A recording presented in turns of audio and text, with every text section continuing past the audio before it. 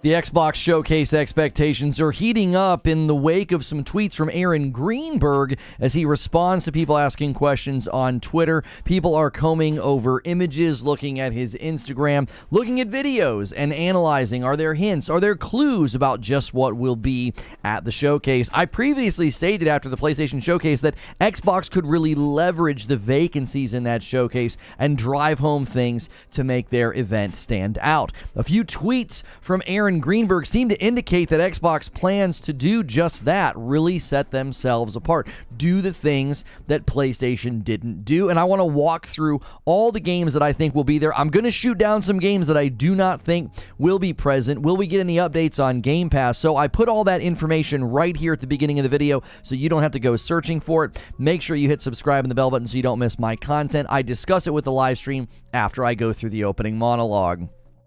The Xbox Showcase is almost here, and expectations continue to rise, with hints and comments landing all over Twitter. Some remarks seem to be in the lane that I said Xbox should take the showcase into, stressing things that maybe were absent from the PlayStation Showcase. Really make it clear that you are showing gameplay. Really make it clear that you have a lot of first-party exclusives. And I think my speculation about what will be there and what is releasing this year, there are some things that are getting a tad out of reach when I'm seeing people sort of guessing what they think will be at the showcase. So first, I want to talk about what is being said, what is setting the stage. Aaron Greenburg tweets. We had some comments from Phil Spencer in the Kind of Funny interview that I think do hold some weight within this discussion with respect to what we might see at this showcase. Second, I really want to think about, the updates that we've had from all of the studios. I walked through all that in a previous stream about, Xbox can win, and I don't want to retread that. I just want to very quickly go through a quick fire list of all the games that I think will be there, what we can expect in light of Aaron Greenberg's comments, and then what do I think will not be at the showcase. I'm going to shoot down 3 games in particular that I don't think will have a presence. Lastly, I actually think this will be a very strong showcase for Xbox.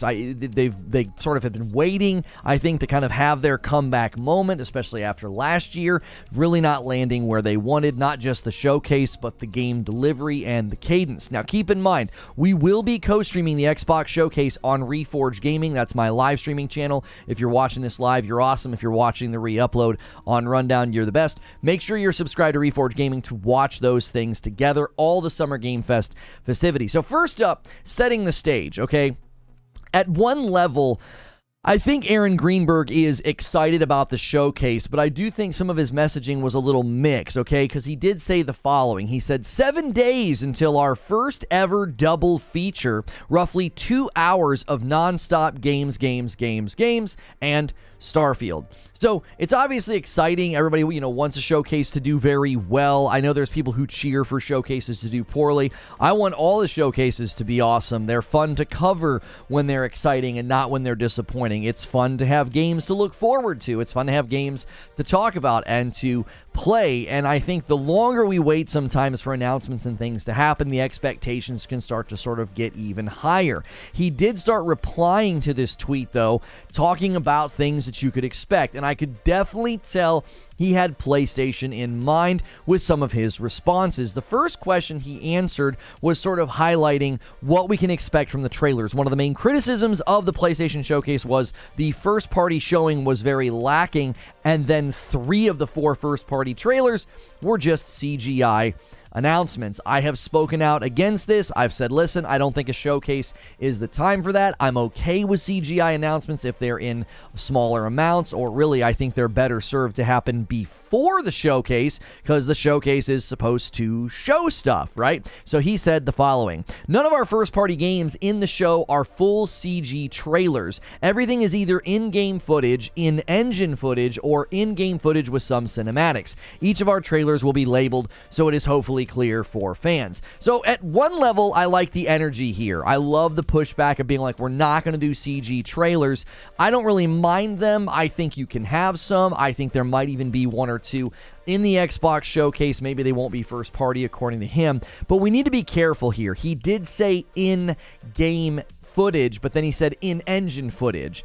in-engine footage can basically be a cinematic, okay? We don't need to shift goalposts here and play trickery. There are plenty of in-engine trailers out there that don't show any gameplay. There are even cinematics and cutscenes that are in-engine these days. So that doesn't necessarily mean we're going to get a bunch of raw gameplay, okay? And to be fair, if you go back to 2021, there were a ton of announcements from Xbox, and guess what? They're all CG trailers. They had showcases with lots of CG trailers. Now, I know people are saying, oh, well, everybody was criticizing Xbox for that, so now, PlayStation's getting its turn. I fully accept that, but we have to play fair here. If you're going to be showing in-engine footage can very much be very close to just being a cinematic and not really being an example or raw gameplay of what you're going to experience when you play the game. Now, there were two separate times he responded to questions about TV or movie trailers. Now, there was criticism about the Gran Turismo trailer at the PlayStation Showcase. I continue to think that some of us have just gone full. We don't understand marketing budgets. We don't understand the global reach that Sony has. We don't understand the fact that these companies want to be in more media avenues, especially after the success of The Last of Us TV show. And who do you think they're going to market a Gran Turismo movie to? Well, the people that play the game, maybe. It's a globally very popular game.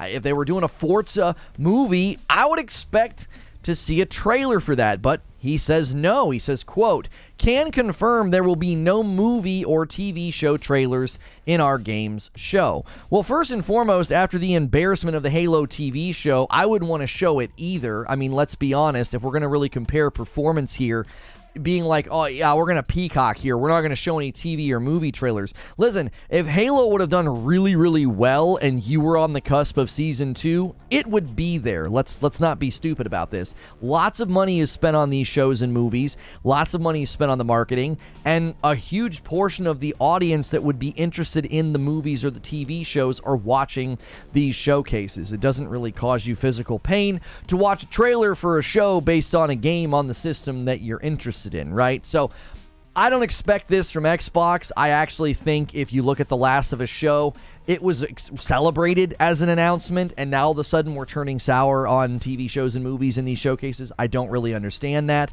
There was a direct impact of The Last of Us on sales. They said in a recent report that like every single episode increased sales of the game, and Sony's going to look at that and say, let's keep doing that. There's a Ghost of Tsushima movie, there's a Gran Turismo movie, there's a God of War, and there's a Horizon TV show. If you think trailers for these shows and movies aren't going to be at these showcases, there's only one way to say this: you're stupid. Like, they're going to be there. They're spending big money, and I think, honestly, bragging about no TV show or movie trailers at your showcase, it really isn't the brag that people think it is. I know on the Twitter warfare, it might win you some points, some high fives. Aaron Greenburg was literally using the hashtag hold the line. Not going to really comment on how that looks, but I think this sort of furthers how small Xbox's market reach is. Like, you don't have successful franchises outside of games. I mean, you don't even have that successful of franchises within games. Halo Infinite's not doing very well, and the show didn't do very well. It did not get good reviews. It did not get good praise from the community. So I don't think this is the brag that I would draw attention to. Like, yeah, man, no TV shows and movies for our brands, especially in light and in the wake of the success of The Last of Us TV show. It's likely to win awards when the award season comes around. Now, he had something interesting to say after he told somebody to bring an extra pair of underwear. Someone told him, they said, I recommend posting the famous temper expectations tweet. Some podcasts have mentioned crazy expectations for the showcase. I think many people are worried that Xbox fans and the Xbox podcast are going to suffer the same fate that Sony fans did. We all thought Sony was going to drop bombs. It's like they've been quiet for a really long time. There's so much they could talk about. They said they felt bullish. They felt confident. Like, there was a lot going into the showcase that made it seem like it was going to be amazing. There was even Xbox pundits, outlets, and podcasters that were like, this is probably going to be a pretty big showcase. Everybody was anticipating something fairly large. And so people are saying, listen, you might want to temper expectations, Aaron Greenberg. Like, people are getting a little out of control in their predictions. He responded by saying, quote, no plans to tease, temper, or spoil anything. Love seeing all the wild expectations. My advice is to just come in open-minded and enjoy the ride. Appreciate the years of hard work so many teams have put their heart and soul into for you all. This doesn't quite read as a temper or excitement. He's just like, hey, just show up and enjoy the show. So it doesn't sound like he wants to temper expectations, but the line about having an open mind, I mean, that could go one of two ways. That could be like, hey, we've got some really unexpected things, keep an open mind. Or it could be like, keep an open mind. It's not going to be quite what you were hoping for. I'm not really sure what he meant by keep an open mind. I'm not going to read too much into it, but that was sort of his response to somebody saying, yeah, you need to temper expectations. He's like, I'm not going to. Then a picture surfaced of Aaron Greenberg with Major Nelson in what looked like a hint for Fable. Everybody thinks Fable's going to be there. Now, some of that's because Xbox tweeted their infamous video of the glitter trail leading to the showcase, and everyone's like, they used glitter trails in Fable. The music was apparently a pretty big hint as well, and this tweet was like, hey, look, we got Aaron Greenberg and we got Major Nelson, and there's this thing behind them. It looks like a Fable setup. It kind of looks like a Fable booth. Now, Colt Eastwood pointed out, he's like, no, that's a restaurant in the Microsoft office. This is not a hint. This is not some, booth set up at some conference. And Greenberg replied and said, correct. And I've not teased anything. Prefer for our fans to be surprised when they watch live. But it does feel like right now, if I sneeze, someone will say, X game confirmed. Love you all in the passion. Keep it coming. Okay, so at one level, you could just read this and he could be specifically talking about himself, being like, I've not teased anything, okay? Because the Xbox Twitter account video very much teased Fable. So I'm not really sure why he bothered to comment on this. If Fable is going to be there, he could have just left this be. It could be a false clue to the true treasure, right? Like, this could be a clue that wasn't meant to be a clue. If Fable's going to be there, I wouldn't have responded to this if I was him, but I think maybe he just wanted to put a stop to it. Like, listen, stop combing over my images, stop combing over my Instagram. I'm not dropping hints, I'm not dropping clues, because, maybe he just didn't want people to start going even more crazier than they were, looking at, Instagram images. Phil Spencer's comments during the Kinda Funny interview was the next thing I really wanted to make sure and highlight. He said, the other thing that gets me really excited is when I look over the next quarters, which has always been my focus. How do we get big games out every quarter at quality? Those things are lining up finally after some of the slowdown. And he really stressed finally. You could tell he was a little irritated, a little exasperated. Now, he said this after he said he was really enthusiastic about the showcase. So I'm not trying to connect any dots here. I'm not trying to read tea leaves, but he goes from talking about how he's super enthusiastic about the showcase to saying, we're finally at a place where we can land that big game at quality every quarter. So I hope he's got the finger on the pulse of all these games and it doesn't turn into another Redfall where they were like hands off and weren't paying attention to it. So I expect games to be announced with short windows and hard release dates. So, in light of all of that, Greenberg sets the stage. Phil Spencer saying we're right there. We're finally there. We're going to deliver games at a great cadence.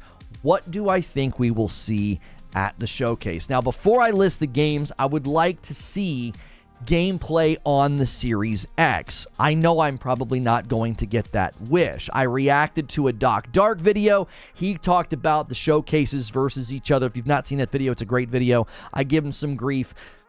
He recently restated some of his wishes. Like, I think one of the things he said was, I want release dates. But then he says he only wants to see games coming this year. And I'm like, man, you're really making it hard on them. I don't think the release windows are going to be that small. But one of the things he said in his video was, I want to see gameplay on the Series X. And I agree with him. He's a friend of the show. I mean, he's a really nice guy. And I was like, you know what? I agree with you. but I don't think we're going to get that. I don't think they're going to draw attention to the Series X and the Series X performance. The Series S has outsold it. It doesn't make for great optics to tell, all these people in the audience viewing it digitally that, hey, look at all this great performance on the Series X. Just this week, if you've seen the Street Fighter 6 breakdown, the Series S just continues to look like just not a very strong system, and the revisionist history from people who are attempting to cast that thing as like a baseline experience, that thing was marketed as a next-gen console. It was marketed as being like the 1440 box, and the Series X was like the 4K box. That's not what you get when you buy the Series S. It's barely getting performance above the Xbox One X in some breakdowns, so I don't think we're going to see a focus on Series X power. I'll talk more about that in a moment. I think that's going to make something that's going to be hard, I think, on the showcase at some level, but if they can drive home gameplay, they can have a great showcase. So let's talk about it, right? Who's going to be there? First up, Avowed gameplay. This is probably one of the safest, I think, and most likely predictions. Lots of signs pointed to a late 2022 or an early 2023 release. So I think Microsoft pushed a lot of things down the road. They want to build that momentum. I think Phil Spencer's really big on that. He's like, listen, we need games every quarter at quality. So if we have to shuffle some things in order to ramp up and have that momentum, then let's do it. Avowed is likely one of those games. So I think that's at the top of virtually every prediction list I've seen. Anybody doing predictions about what will be at the showcase, they go with Avowed almost every time. That's at the top of the list. Now, the next game is a little personal for me. My all-time favorite game is Hellblade. I believe Hellblade 2 will be there. I believe Hellblade 2 gameplay will be there. I think this is another really safe bet. They've drawn a lot of attention to it. It's been sort of present in some of the marketing recently from Xbox, not for the showcase, just in their marketing. Pretty iconic character in Senua, and I think people are really looking forward to this. It was recently showcased, some of the Unreal stuff at one of those conferences where they're like talking about the Unreal 5 engine. I'm going to continue to push back against this game releasing in 2023. It wasn't in full production in the middle of 2021, according to the CEO. I do not think Hellblade 2 was built in 2 years or less than 2 years of full production. They were doing motion capture in early 2023. As late as like March or April, we saw them tweeting about motion capture. I just don't think so. I don't think this game's coming in 2023. If it does, in fact, launch in 2023, if it's not ready, I will 100% hold Microsoft responsible for that. I will not hold Ninja Theory responsible for that. I will assume that all the rumors about Microsoft wanting games to come out, whether it's Redfall or Starfield, I'll say that those leaks pretty much point to the reality. If Hellblade comes out and is not ready, it will squarely land on Xbox's shoulders as pushing it out before it was ready. Now, next up after Hellblade is Fable, okay? Given the hint from Xbox's Twitter account, if Fable isn't there, then they made a pretty significant marketing bumble, okay? Now, will it be gameplay? I don't know. According to Aaron Greenburg, it could just be in-engine footage. Again, that's not necessarily gameplay. Somebody put together a really funny montage on Twitter and was like, in-game footage? Really? And it was nothing but cinematics that were all in-engine. Again, that's not that much different than a purely CGI trailer. It's not gameplay. Let's not mix our metaphors here. Let's not mix our terminologies. In-engine footage is not necessarily gameplay. Most of the time, it's not. When they say in-engine footage, they're usually panning and scanning and just combing through the world and showing you stuff. And it wouldn't surprise me at all if that's what we get from Fable. If we get actual raw gameplay, it could really calm concerns. There's a lot of people that have heard the rumors and think that Fable is in trouble. We've heard a recent batch of new ones that like the game's having a hard time. Now, the next one, I think originally I said I would have accepted a cinematic trailer of Indiana Jones. I think Indiana Jones might be there, okay? It was a surprise announcement back in 2021, and I think now would be a great time to just show a simple cinematic. I'm okay with cinematic trailers for certain things, certain brands. If it's super recognizable, right? If all of a sudden you told us you were making, a Terminator game, right? You wouldn't necessarily need to show us gameplay. It would be like, oh my gosh, like imagine if id Software said they were making a Terminator game. That's all you'd need to see, and I'm okay with that sometimes. It's okay to do CGI announcements. They just can't be the majority of your announcements. But again, according to Aaron Greenberg, if Indiana Jones is there will be some measure of in-engine footage or gameplay. Now, this is a Bethesda studio. It is Machine Games, so it is a first-party studio. So it would apply to what Aaron Greenberg said about all their first-party showings. So that's what I think we'll see. Now, the next thing I'm going to say is in another video, okay? I did a video about Summer Game Fest and what I think is going to be there for the kickoff with Jeff Keighley, and I thought that this might be a perfect fit for Jeff Keighley because it's not a new game, okay? The Gears of War collection. I think this could also be at the Xbox Showcase. It could be there with Keighley. It could be here with Phil Spencer. It's also a really great candidate for a shadow drop. It's a perfect candidate for a shadow drop. So much value. You're not going to really try and drive sales for this because it's likely just going to land on Game Pass, so it's a nice value bump for Game Pass. According to Special Nick, this thing exists. It is coming. In my Summer Game Fest video, I outlined all the reasons why I think this thing is legitimate and it's coming. Now, they may want to hold off on the Gears collection until they're ready to start talking about Gears 6. That can kind of make a great dovetail for your marketing, right? You get people excited about Gears, you kick out a Gears collection on Game Pass, you shadow drop it, everybody's really excited, and then you have your first gameplay trailer for Gears 6, which that's one of the more iconic franchises in the Microsoft catalog. So it would make for a really great pairing. But I think the Gears collection might be there, and I also think, again, it's a wonderful candidate for that shadow drop. I think that's a good thing Xbox can leverage. That's something they have at their disposal with Game Pass that PlayStation really can't do most of the time. Now, we might see a Final Fantasy 16 demo shadow drop, but that's not quite the same as a full game or a collection just dropping and being available moment one. The next game that I think we might see something from is Contraband, and I think it's time to see Contraband gameplay. This would be a first-party game. So according to Greenberg, it'd be in-engine footage or in-game footage or a combination of that with some cinematics. It was announced in 2021. It's being described as a co-op smuggler's adventure. It's from Avalanche Studios. It will utilize the next generation of the Apex engine. That's the engine used in the Just Cause games, and I'm all about co-op games, so I'm excited to finally see some gameplay from this. It has been 2 years since the announcement trailer. It was purely CGI, as virtually all announcement trailers are most of the time. So now Xbox can really capitalize and say, hey, we got all of our CGI trailers out of the way. Let's show some gameplay. Now, before I shoot down the 3 titles that I'm like, these will not be here, I just don't think so, I do want to give you my last game, State of Decay 3. Very similarly, had a CGI trailer in 2021 to announce it. That was 2 years ago. Phil Spencer mentioned the game in March of 2022. That's over a year ago. He said he was really impressed with what he saw. According to reports, Matt Booty in September of 2022 confirmed that Undead Labs was working along with the Coalition, making the game in Unreal 5, collaborating to bring some of the Gears of War tech into the game. So this could be why Phil Spencer said they're finally able to hit the cadence that they want.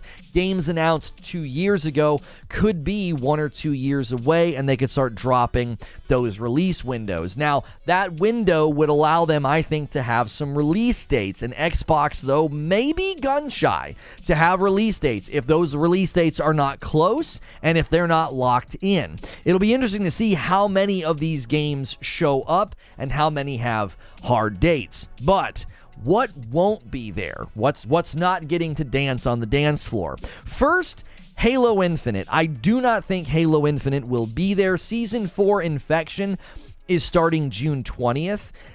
And they just announced all of it in a blog post. They could have held that under their hat for another week if they wanted to include it in the showcase. Like I said, it's coming June 20th, so talking about it on the 11th would have been great for marketing. So I think the fact that we're already seeing all that information, already seeing all those trailers and announcements, I don't think Halo Infinite will be there. The response to this season was mixed. Some people are excited to have new content. Others think the career ranking system should be retroactive.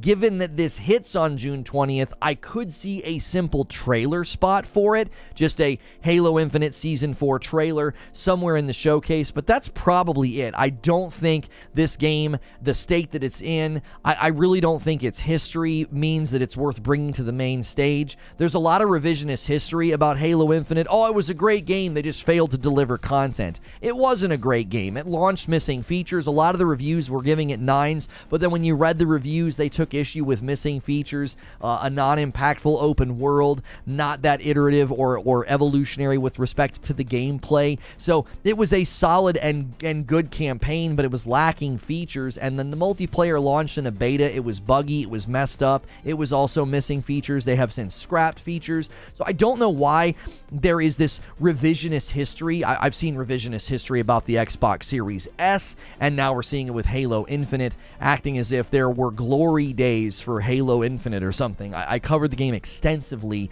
for a month. There were virtually no glory days to be had. The second game that will not be there, in my estimation, is Forza Motorsport. I actually think this is better suited for Summer Game Fest with Jeff Keighley. I covered that in my Summer Game Fest video. I said, let Keighley have it.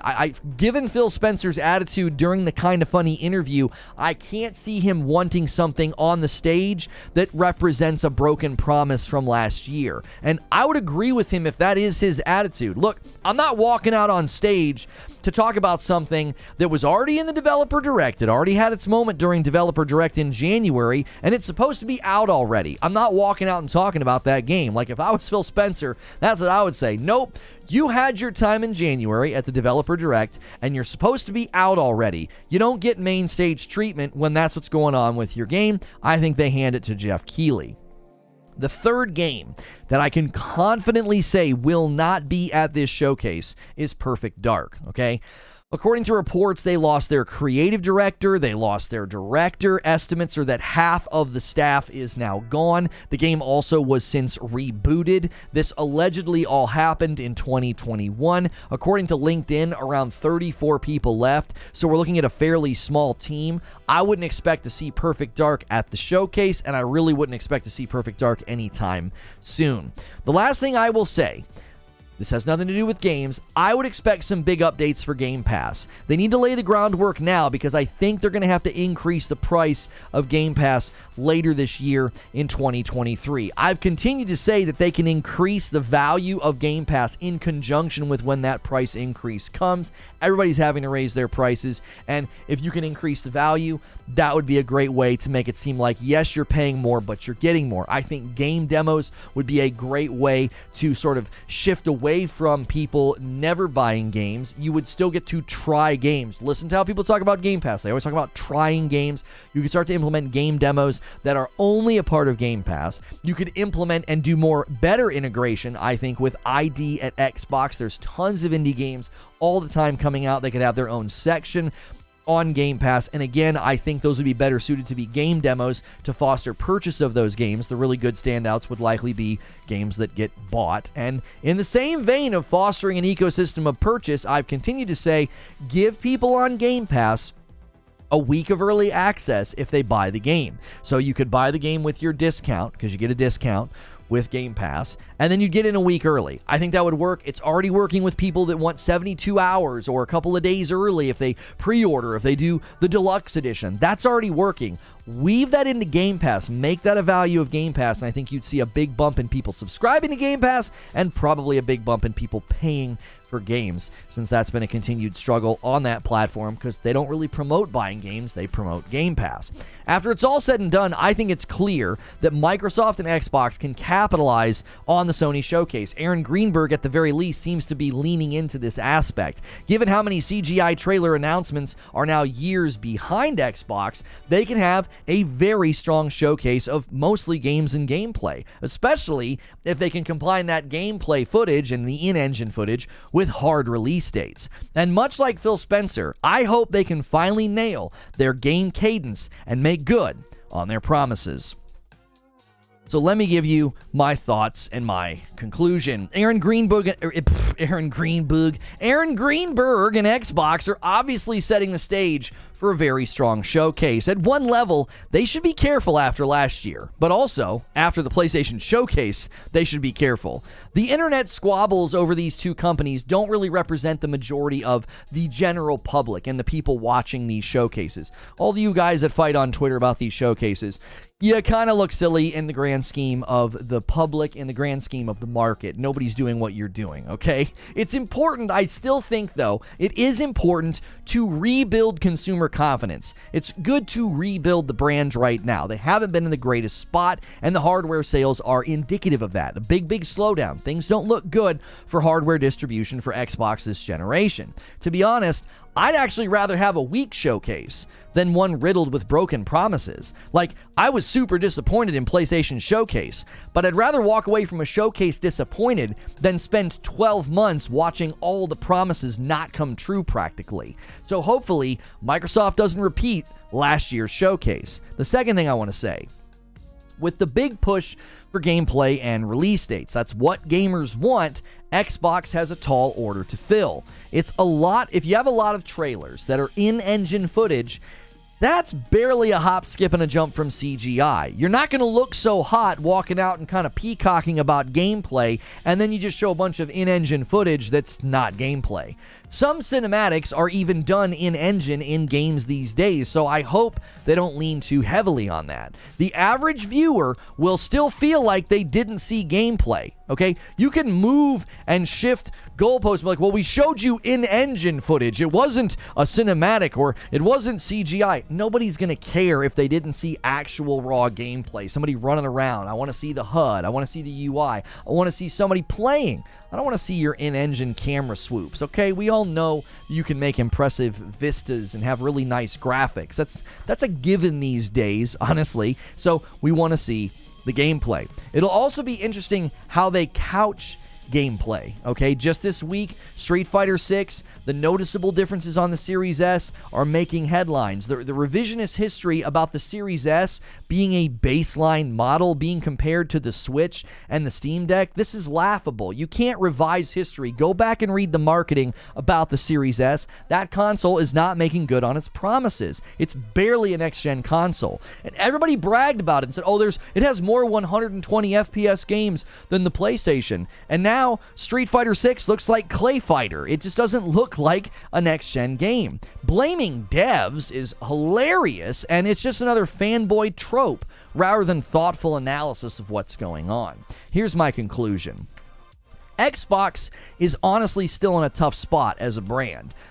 They have a lot of great studios. They have really big property, but they have to develop all that property for a three-pronged ecosystem. You have the memory bottlenecked Series S, you have a wide range of hardware on the PC, and the poor Series X neglected big brother, okay? Sure, Xbox can trot out a bunch of gameplay trailers. They really can. They can trot it out and really stand tall over and against Sony. But they can't focus on power or graphics or next gen since most of their customers are on a Series S or a PC. The majority of PC owners don't have next-gen powerhouses according to hardware reports on Steam, and the Series S clearly cannot be where you focus your next-gen power because it's barely hitting next-gen performance in virtually every game. This means they have to drive home the value of games and Game Pass and cannot focus on next-gen or performance. Game Pass, as a marketing focus going forward, may actually even need to shift. We don't know if they're going to start to deprioritize it, given that they say they plateaued in Game Pass subscriptions on the console. For now, the stage has been set by PlayStation, it's been set by fans, and it's been set by Xbox themselves. Let's just see if they can bring home the gold. And that is the show open. We show opened on cam number 2. Hope you guys are having a great day. Good morning, good afternoon, and good evening. Welcome in to another day here on Reforge Gaming. I want to know what your predictions are for this showcase. That was a long show open, so smash the like button. Give me some love. That helps the video get started and spun up and more people in here. Let's drag the coffee into the frame. You guys are going to have to bring big numbers on the membership as well. You guys must have gone crazy a month ago. We are down outside. We are no longer in the 3,000 members. We are at 2,900 members, so you're going to want to have a bounce back, and this is the week to have a bounce back. Your VIPs dipped a little bit as well. They're at 280. So that's a nice update on memberships. Always remember to support all of our sponsors. ReforgeRoast.com is us, not a sponsor. The t-shirts from 80s Tees and my glasses are from Gamer Advantage. You can use code LONO at those places. So I want to know what you guys think. What are we looking at? What are we looking at? I got a $5 super chat tip from somebody. I actually have $10 in super chats. If you guys super chat during the show open, I will not see it. So whoever did that first $5 super chat, thank you, but I didn't see it. James Carr with the first $5 super chat says, when we get another update on Lies of P, I believe Lies of P is slated for August, and I think they're going to be at one of the showcases. That game, I believe, is right around the corner. Yo, DK Bager gifting a member, and it goes to Derek. Starting the day off right. Every 25, I gift 5. I believe as well we have a coffee alert now. So you guys are starting it off right, though. If we're going to get membership back up and running, 5 more gifted members coming in from my man Wired Rope, Phantom Phoenix, Gander Lad, Skylar, Cisco, and Carl. You guys all got one, and the Big O gifts one as well. This is how we do it here. We're going to get ourselves back up to good numbers. You guys are the best. Derek with the first shot today. Good shot. Yeah, we got him on the first gifted member shot. It's going to be a good day. Derek says, if you talk about Killer Instinct, please tell us the story of when we found the extra footage at the end of the Donkey Kong Country VHS and Nintendo sent it out. What a great memory. Yeah, Eugene still has that tape. We talked about that a while ago. It was awesome. They're like, hey, get out of here. And they were showing, I think, was it T-Hawk I think he was doing a combo on somebody. 5 more gifted members coming in from Quinn. Joker Quinn, thank you so much. That's going to take us to 12 on the day. Already halfway to 25. Every 25, I give 5. If you guys get a membership and you want to pay it forward, feel free to hit the $sign at the bottom of the chat. Gift to another person or gift a batch. Let's set our sights on 200 likes as well. There's over 700 people here. Are there any things that you disagree with me on? I said, listen, I don't think Forza Motorsport's there. I don't think Halo Infinite's going to be there. And I don't think Perfect Dark will be there. Do you guys disagree with any of my reasoning, any of my argumentation? Ryan Stefan with 2 months, welcome back. He says, morning, y'all. Raptor gifts a member, and Kubini Gaming with a $5 super chat tip says, the Series S did a memory upgrade. Let's see what first party does. We're not making assumptions. I've already read analysis of that memory upgrade. It was the tiniest bit. It has not removed the bottleneck. That's old news. So you're going, no disrespect, you're going off of old info that has absolutely nothing to do with, and I'm not making assumptions. I'm looking at the games that are literally coming out, and we're looking at tech specifications. We're looking at breakdowns. The Series S will continue to be a problem for that ecosystem. They can't focus on power. Microsoft cannot walk out and focus on power. They can't focus on graphics. They can't focus on next gen. They can't say, look at this amazing footage on the Series X, because most of their community has the Series S. I don't think it's possible. Lone Wolf with 8 months, and it's a VIP. What were the 3 games you don't think will be there? Also, can't believe it's been 8 months. The 3 games that I don't think will be there will be Halo Infinite, Forza Motorsport, and Perfect Dark. Drew English says, see my previous comment. Says, I'm just being real. See, Lono, that's the problem. They bought more studios than PlayStation Studios. Xbox has lost confidence in the consumer trust with Redfall, and Halo Infinite's are uber fails. $5 tip from Kubini. Using third party to determine a console's performance is on you. Blaming devs is on you. There's plenty of third party games that come out. Like, the funny thing is, do those third party games run bad on the Series X? No. Do they run bad on PC? No. Do they run bad on the PlayStation 5? No. Where do they run bad? They run bad on the Series S. Like, you're just in, like, with as much respect as I can muster, you're in denial if you think using third parties on you. What do you mean? Street Fighter 6 is running great everywhere. It looks amazing everywhere. And it looks like Clay Fighter on the Series S. It doesn't look good. It doesn't look like a next-gen game. If you want to keep blaming devs, go right ahead. You're just continuing to make the ecosystem and your platform unappealing, right? Sea of Thieves Season 10 is going to be a big deal. This will be the third time in a row I've been told that a new season in Sea of Thieves is going to be a big deal. I've been told numerous times that Sea of Thieves is about to have a big moment, and I'm like, I don't see it, right? Yo, thank you so much, James Carr, coming in with 5 more gifted members. Keep the member train going, guys. We got to get back up into the 3,000 members. If you guys have any hope of getting to the $4,000 for the beard shave, go on a little gifted train. You guys can do 1 at a time or 5 at a time. The other day, somebody was doing 20 bombs at a time. You guys are nuts. Why did they focus on power when showing Forza back then? Listen, we will see who's right in a couple of days. We will. We will see who's right in a couple of days. So we blame the DirectX 12 developer kits then? I mean, listen, you can, like, this is the weird thing that happens. Every time the Series S comes up, everyone desperately grasps for somebody to blame other than, I don't know, the console. Like, Occam's razor. What's the least amount of things you've got to come up with to have an explanation or an answer? It's the console, okay? It has a memory bottleneck. You can blame the devs. You can blame DirectX 12. I don't care what you blame, okay?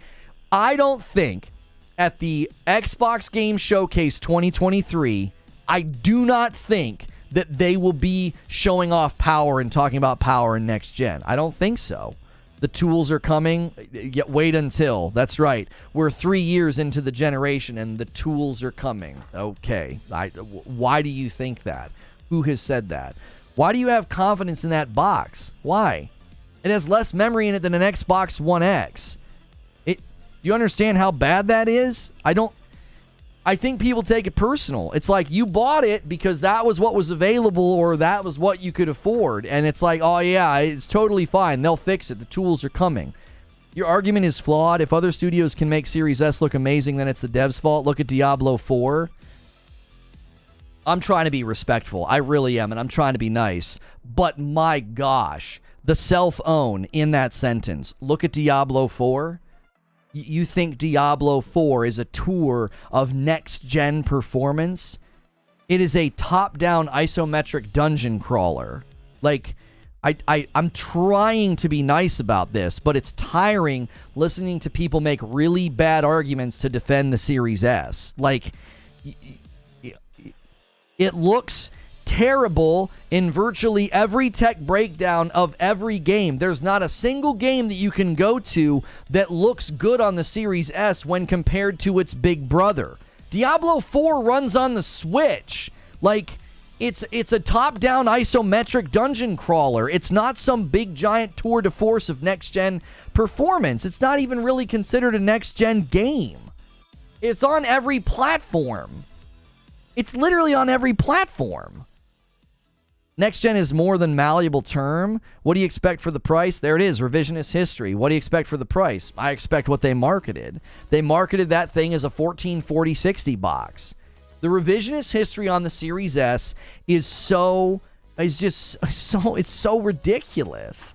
You sound salty, chill, bro. You sound stupid. Where are you? You're in my chat. This is what we do, brother. This is what we do. We have discussions. This is what I do. Like, if you don't like it or if you think I sound salty, I don't know. Go watch reruns of Mr. Rogers. This might be a little bit too spicy for you if you can't handle the back and forth right now. This is pretty mediocre for a typical day here. Still remember when devs were outraged by the Series S specs on Twitter when it was revealed? Right, because who wants to develop for that? Who wants to develop for that? Oh, man, yeah, let's develop for something with a memory bottleneck. Like, listen, we are heading towards what's supposed to be a big, monumental showcase for Xbox, and I'm here to tell you, Microsoft cannot focus on power, performance, next gen, they can't showcase what the Series X can do. They can't.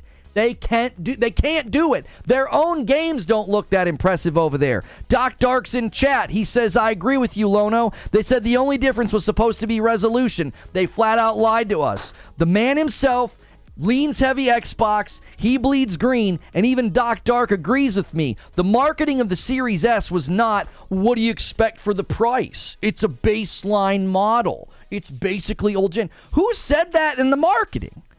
Where was that ever stated? It was basically supposed to be the Series X, but it was a 1440 box. Listen, I'm not going to get baited into bashing Xbox today, okay? Because this is what I think happens sometimes. Some of y'all come in and you go full. You go all the way full and you say outlandish things. And I got to smack those outlandish things down. And then you're like, yeah, look at this Sony pony.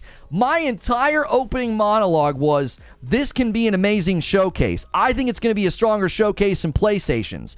I'm only saying that I don't think Microsoft can draw attention to next gen and to power. They can't showcase things on the Series X. Doc Dark got mentioned in my show open because I reacted to his video, and he and I agree. I want to see gameplay on the Series X. I don't think we're going to get it. I don't think they can draw attention to it. Most of their consumers are on the Series S. He's not lying, chat. Stop acting like he is. Y'all sound crazy. Yeah.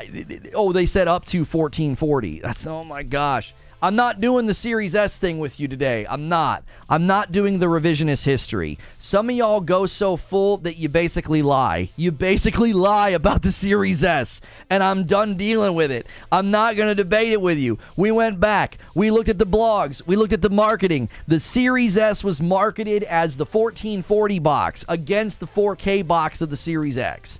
5 gifted members from Gilbert. He pushes us to 23, right on the doorstep of the first 25. Every 25, I give 5 back to y'all.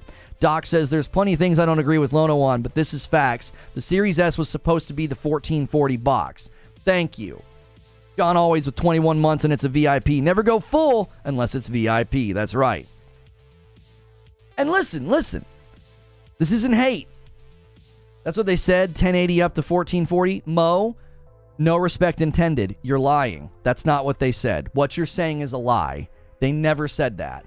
We went to the blogs numerous times. I've done this with you before. We've gone to the blogs. They never said 1080 up to 1440. That is absolutely demonstrably false. They never said it was going to be a 1080 box. Now, sure, some of the marketing said up to 1440. Most of the marketing said up to 120 on the FPS. Most of the marketing just said 1440. You just saw it on the graphic. It was like, oh, 1440, cool. That sounds awesome. It was meant to be a step down in resolution. It was meant to be essentially as strong as the Series X. That's what everybody said. I had people in my chat all the time saying, the Series S is just as strong as the Series X. It's just lower resolution. There's more 120 FPS games on the Series S than the PS5. Because, I don't know, some Xbox podcaster did the math and trotted that out. Because you got 10-year-old games at 120. That's why I bought a next-gen console. Lono, they can show the power of the Series X, says Doc. And simple handicap the Series S like Street Fighter, but they probably won't. I personally think, Doc, and you've touched on this before, I've touched on this before. I don't think going forward Xbox will focus on power and graphics and next gen. I think they focus on the ecosystem. I think that's the whole point. I think they're going to drive home exclusive day and date Xbox, day and date Game Pass, exclusive day and date Game Pass. They're going to drive that home. They're not going to drive home graphics and performance. That's not what they're selling you on anymore. They can't sell you on that. Listen to what some of you are saying. A gifted member from Lorenzo. Listen, some of y'all agree with me, and you haven't even seen it yet. Let's take all the revisionist history and all the dishonesty about, what do you expect? It's a cheap box. They said 1080. They said 1080 up to 1440. Thank you for conceding that they're not going to focus on graphics at the showcase. You just conceded that. Do you understand? You understand that even in your defense of the Series S, you're conceding that they can't talk about graphics at this showcase. They can't show off power. Why? You just said you bought a 1080 box. Most of the consumers, according to you, bought a 1080 box. So do you think they're going to walk out during their showcase, talk to the majority of their user base, and start talking about 4K, and start talking about graphics, and start talking about the Series X performance power? They're not going to do that. Not even according to your own bad argumentation can they come out and talk about that. That would be really bad. That'd be really bad optics. Hey, most of our user base is on a 1080 box. Let's go out and talk about 4K and ray tracing and the next-gen power of the Series X. That'll go over really well with all of our fans who don't have it. Come on. A 10 spot from Jet. Red Dead Redemption 2 looks better than most next-gen games, and it runs on base last-gen consoles. Same with Horizon. The Series S is a 1080 machine. You use less memory at lower resolutions. Again, you're just arguing in my favor, and you don't even realize it. That you can't. The revisionist history of the Xbox community, it literally causes my brain to feel like ice pick pain, you know. Halo Infinite was amazing. They just failed to deliver content. Sure. Metacritic scores. Okay. Listen, you just argued that they can't show off power. Most of their user base is, according to you, on a 1080 machine. I can't do it. It's so stupid. It's supposed to be a next-gen box. 1080 is so old. It's so old. You don't even see it. You're just turning around and kicking the ball in your own net. A 1080 box? Really? Like, a 1080 box. That's such old resolution. It's so old. Imagine any game coming out and talking about being next gen, and then it's 1080. What would you say to that? No brand allegiance. No brand allegiance. And they walk out with their next gen game and it's 1080. What would you say about that game? You would say, that's not next gen. What is this? Doc says, let's be honest, Lono. Take the brakes off. It's not just resolution. It's textures and features too that we are seeing missing. Shadows, reflections. Exactly, Doc. Exactly. Like, 30 FPS is really old too. Right. Like, the Series S conversation is so frustrating because I'm literally having conversations with dishonest talking points. I'm not having conversations with people. It's like I'm talking to an NPC and all they can say is like the same thing. They said up to. We have more 120 FPS games than the PlayStation 5. Well, what do people expect? It's so cheap. It's like the same dishonest revisionist history talking points every time. And the funny thing is, for my own sanity, every one of you is right. You're right, and you're special, and you know your mom was right about you, right? All those C's and D's in high school weren't your fault, okay? You're right. You're right. They marketed it as a 1080 box, and it's a 1080 box, and nobody should expect good performance out of it because it's so cheap. If everything I just said is correct and right, it's not. Oh my gosh, is it not right and correct? But let's just imagine that it is. That is quite literally a very strong reason why Microsoft cannot walk out and stress performance and graphics and next gen. They can't. Because the biggest portion of their ecosystem is on a 1080 box. A 1080 box. You're going to walk out and tell those people that you're showing them gameplay footage on a Series X? You think that's a good idea? That's what sent us down this rabbit trail. Is I'm like, I don't think they can stress power. Brian with 11 months. Lono, even NVIDIA got crap for dropping the RTX 4060 at 1080 GPU marketed as next gen. Right. Be consistent. Be consistent. How nice would any of you be if they walked out a next-gen game on the PlayStation 5 at 1080? What would you call that? Huh? well, yeah, the SSD is not quite so magical. But then over there, you're like, well, no, they marketed this as a 1080 box. There's not a single blog post or piece of marketing material that supports what I'm saying, because I just lie about the ecosystem. But yeah, they marketed it as a 1080 box. Sure they did.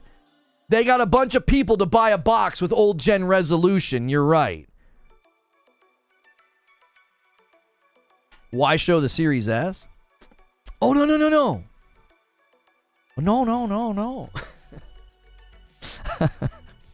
No, listen. They're not going to show Series S. What I'm saying is they can't draw attention to any of that. It will likely all just be on a PC. Do you understand what I'm saying? Like, Doc Dark said this. I've said this. Many people have said this. I want to see gameplay footage on the Series X. I want to see, but we're not going to get it. I think they're just going to be showing everything on a PC. There's your problem. 1080p and performance are not the same thing. Oh, gosh, that sentence is so stupid. It hurt me. You caused me pain. All right. I want money for pain and suffering. I had to read that. What? Where do you guys come up with this stuff? What? There's your problem? 1080p and performance are not the same thing? What? What are you talking about? What are we even... What's the conversation we're even having right now? What do you mean it's not performance? So when we break down the performance of a game, we just don't mention resolution?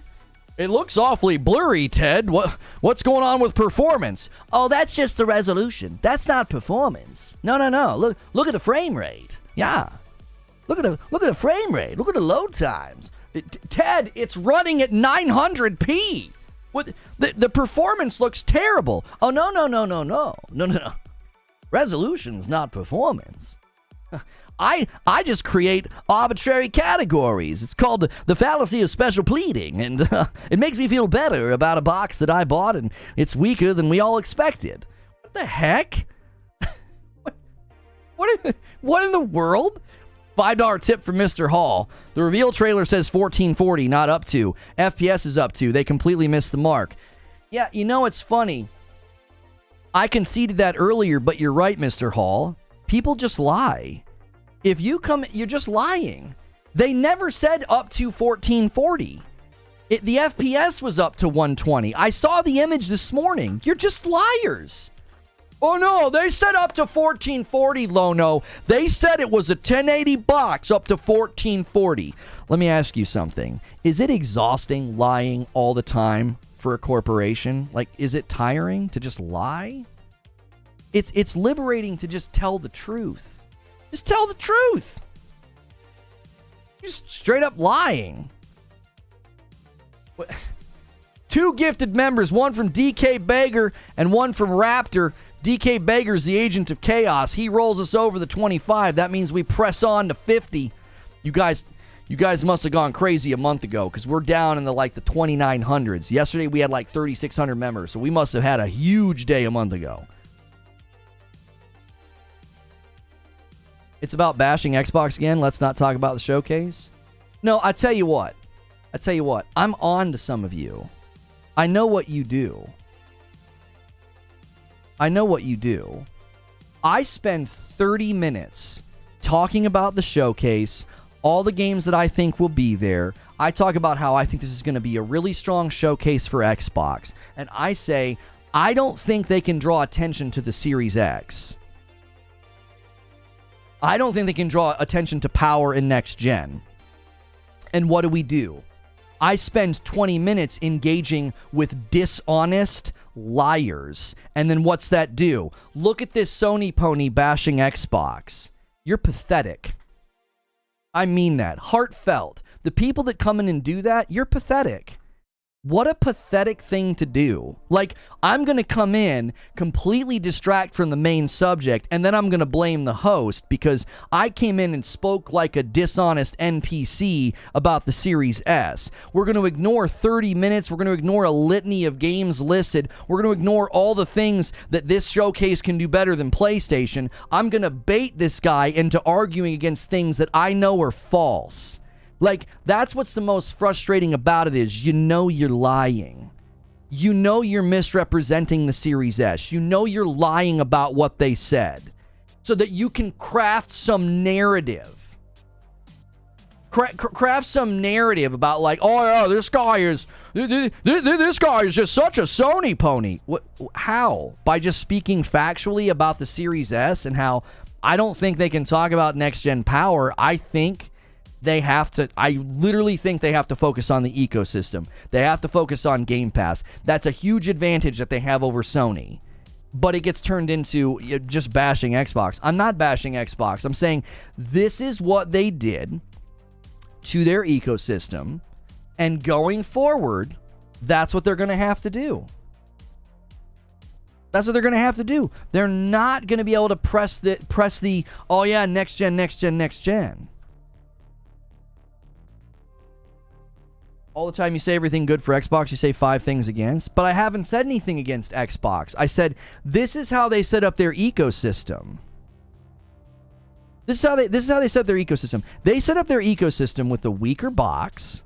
And that weaker box is quite literally going to make it really hard for them to focus on power and performance. Why? Because I don't think that's what they prioritized. I would say the same thing about Nintendo. Nintendo doesn't walk out and talk about performance and next gen and graphics. Why? Because that's not what their focus is on. That's not what their brand is centered around. I don't think you're a pony. You're just extremely biased. Yes, I'm biased as I cite facts, evidence, and the actual marketing, and everybody talking about the Series S was lying. Yeah, I'm the one that's biased, though. I'm biased. I'm the one lying for a corporation. Who's biased? Who? The person that goes back and looks at the blog posts and looks at the articles and says, this is how the Series S was marketed. It's not living up to that. Is that biased, or is the person who lies biased? Who do you think is more biased in the exchange?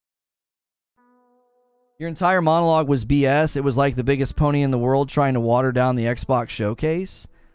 Once again, you're just a liar. You're just a liar. We said a long time ago I wasn't going to call people liars, but I'm kind of done playing nice with people like you. You're just a bad faith liar. Like, I walked through all of the things that could be great, all of the advantages that they have. I literally have said, this will be a stronger showcase than PlayStation's. I believe that. I didn't water down anything. I think because I don't, scream and yell and say, hold the line, you think that I'm watering down. Like, I think you watch too many Xbox podcasts. Seriously, that's why I use the word pathetic. Because you're pathetic. Like, I do a show on Xbox, and some of you guys do is you come through and you ruin the show with your all the way full brain dead fandom. It's like, well, because you're not waving a green flag in the air and yelling, hold the line, you clearly are a Sony pony. You're pathetic, man. You gotta watch more games. You gotta watch more content. It's just pathetic. It's literally a show. It's literally, I boot up to do a show on Xbox, and the Xbox guys come in, and you guys have quite literally sidelined the entire show to talk about the Series S and to lie about the marketing. Who's biased? Who's biased? You had the counter argument for every word that Aaron Greenburg said, trying to downplay the hype. I didn't counter everything he said. No, I didn't do that at all. That's dishonest. I tell you what, you're not allowed to hang out here. I don't abide liars. I don't. You can clip and go run Go run to Twitter and claim that I ban people who disagree with me. No, you're just lying. I never once said anything to counter what Aaron Greenburg said. I said one of his tweets had mixed messaging. That's all I said. It was kind of confusing. It's like, well, I don't want to temper or hype or tease or do anything. And it's like, okay, is he saying that Fable won't be there? If Fable is going to be there, why wouldn't you just leave that up there? That would generate a lot of hype, right? Because that's what Xbox said, right? Xbox basically walks out and says Fable will be there. They got a trail of glitter. They got the music. Everyone's like, oh my gosh, it's Fable. And then Aaron Greenberg's like, I've not teased anything. I didn't counter anything that he said. I didn't try to water down anything that he said. I didn't try to do anything like that. I just read his tweets and gave my thoughts. I was like, this could mean that Fable's there, and maybe he didn't want people combing over his Instagram looking for clues. He's like, I'm not leaving clues. I'm not teasing, right? If Aaron Greenberg was trying to squash rumors about Fable, then he probably was on the phone with somebody in charge of the Xbox Twitter account and was like, why'd you guys do that? Like, we won't know until the event happens. Schism with a $10 super chat tip. I'm PC only, but the fact that some of these Xbox versus PlayStation warriors still go this hard for each other is insane. Jet with a $5 super chat tip. But that's the point. It's obvious games will look better on the Series X, just like they do on higher specs. That's the see, and that gets so lost in the discussion. Like, I want you to imagine what happened. Well, you don't have to imagine what happened. Remember what happened. All I said was they can't stress the Series X and how strong it is. And what we do? We spent 20 minutes debating NPCs lying about the Series S and the marketing. What? You readily admit that it's a 1080 box, that it performs a lot lower, that it's not nearly as strong as the Series X, and that's what people should expect. You're agreeing with me. Even in your dishonesty, you're agreeing with me. Yeah, Game Pass, thanks for coming back in with the VIP. Even in your dishonest disagreement with me, you're agreeing with me. It's like, if what you're saying about the Series S is true, then they certainly will not draw attention to the Series X and its power at this showcase. Why would they do that?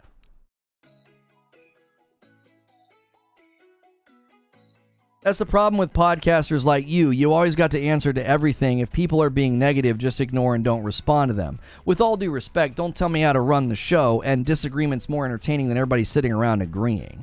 I also don't abide falsehood. I don't like people coming in and just lying. So they're going to get smacked down, especially when they have gold badges next to their names and they've been here for a really, really long time. They ought to know better. They ought to know better.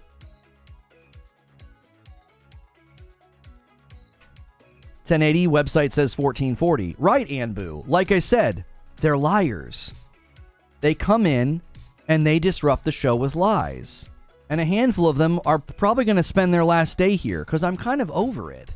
Like, we've had so many good shows for over a week. Why? Because I haven't had to talk about Xbox. The minute I talk about Xbox, if I don't toe the party line and speak in Xbox podcast lingo, oh, I'm a hater and a pony. And it's like, so because I'm honest about the fact that they have a weaker box in their ecosystem, which means they likely can't draw attention to next-gen power and performance of the Series X, I'm hating on Xbox. That's all I said, was like, I don't think they can draw attention to it. Doc Dark was in here agreeing with me. Super Pro Xbox guy was like, no. He's like, Lono's right. They can't draw attention to that. Most of their people are on the Series S. You can't draw attention to that. And we spent all this time debating it and trying to clip snipe me more than likely. Oh yeah, look at this guy. He got all angry and irritated. He's such a Sony pony. I mean, it's just pathetic. It's like, why not come in and have a conversation? I don't understand.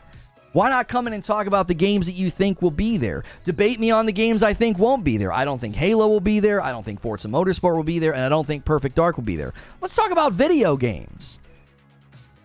You guys want to talk about 1080 versus 1440 on the Series S? It's like, come on. What a waste of time. Iron Hand with the $5 super chat. Honestly, I'm glad I'm not an Xbox. Seeing how hard these guys have to fight for their poor position and how badly they come in and disrespect you. I don't feel like anybody disrespected me. I mean, the one guy was just clearly trying to recast everything that I said in a negative light, and it just isn't true. I very carefully crafted that monologue to be like, I think this is going to be a strong showcase. These are the games that I think will be there.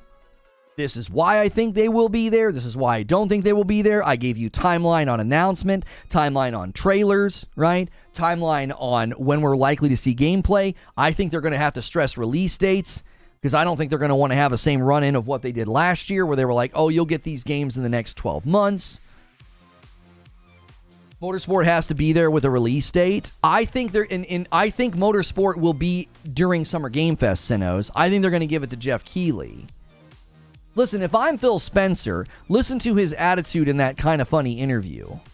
The last thing you want to do is walk out and be like, oh yeah, Forza Motorsport was already at the developer direct. It's already supposed to be out. But let's give it main stage presence at the Xbox showcase. Like, what? Unfortunately, we're living in an era where people can't distinguish between opinion and news and facts. Called your monologue BS. I find that disrespectful. I mean, prudent man ignores the insult. I don't care about people that come in and insult. It doesn't bother me. I don't allow them to do it because it's disruptive to the conversation. Like, you can't come in and just hurl insults because if they insult me, they're going to insult chat. And that's just not the kind of community we have here. 5 more gifted members coming in. 31. 31. Your show is a lot like Ancient Aliens. A bunch of nonsense. Haven't been able to trust your opinion since your review of Gotham Knights. Cool. You also said no wonder members are dropping, so take your purple badge and don't ever come back. T-Bear. Split End with a $2 super chat tip. Over under on running on PC games at the show. That's the thing, Split End. And I think this is just such a fair assessment. This is just such a fair speculation. They're not going to draw any attention to where the game is performing. They're not. They're not going to tell you that it's on PC or Series X or Series S, right? Jet with a $10 super chat tip. They got to show the millions of Series X and PC owners what they could expect, but good show, I'll continue watching. I don't know.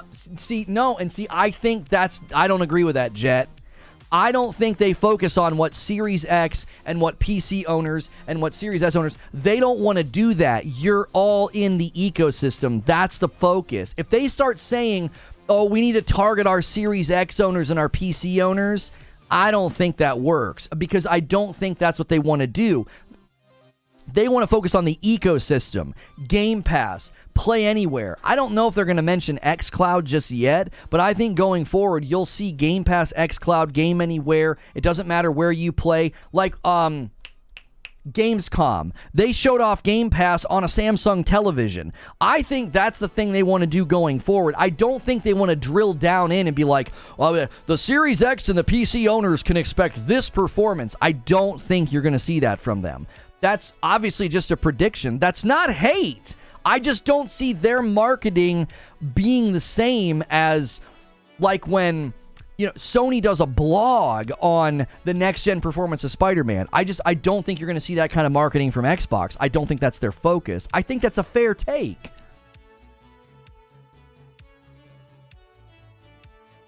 If you get emotional to the point where you get moved away from the main topic, then you're not built for podcasting. You can't let the internet be the internet.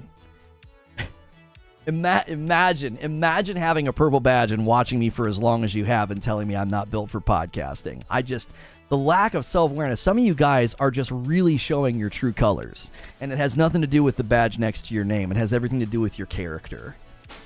I believe that Phil said in the interview that they would make it clear what the audience was seeing in regard to whether the game was running on a Series X or PC. No. I thought he promised transparency with respect to performance, not necessarily... Oh, no, he was talking about PC. Here's the thing, though. I don't think they're going to draw attention to, oh, this is what you can expect to get on PC. This is what you can expect to get on Series X. I think he was talking about transparency with respect to performance. He was specifically talking about Redfall.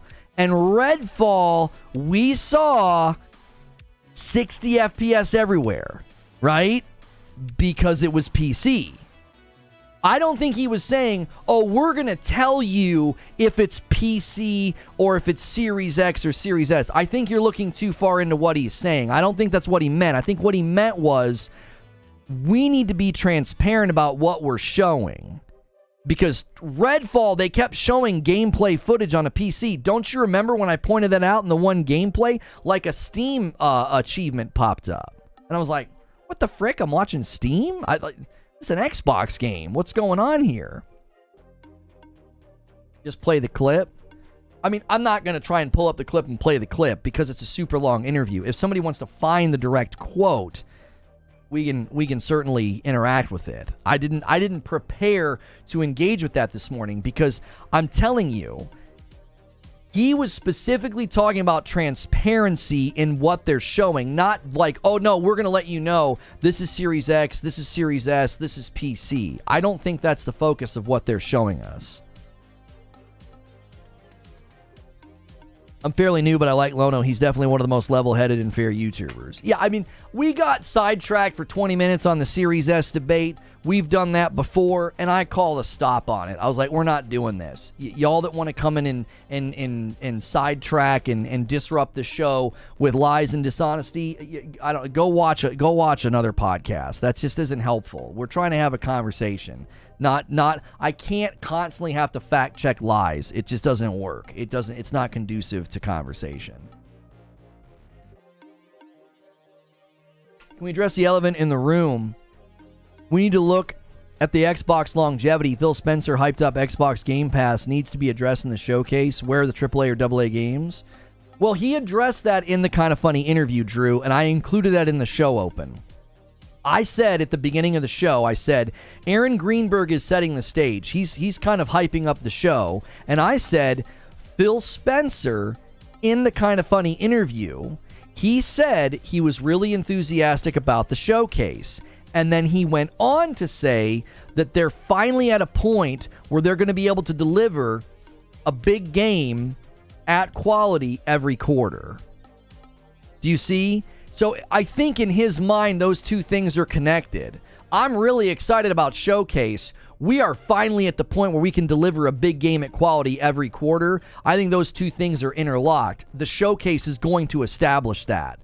Here are the games coming. Here is when they're coming. Boom, boom, boom, boom. Big game every quarter. I think that's going to be a big win for them because, listen, I said this earlier this year. I did a PlayStation Where Is Phase 2 stream, and I said, this year's kind of thin for PlayStation. We got a DLC for Horizon, Final Fantasy 16. It's not first party. Might as well be. And then you get Spider-Man. I was like, that's it. That's all we're getting.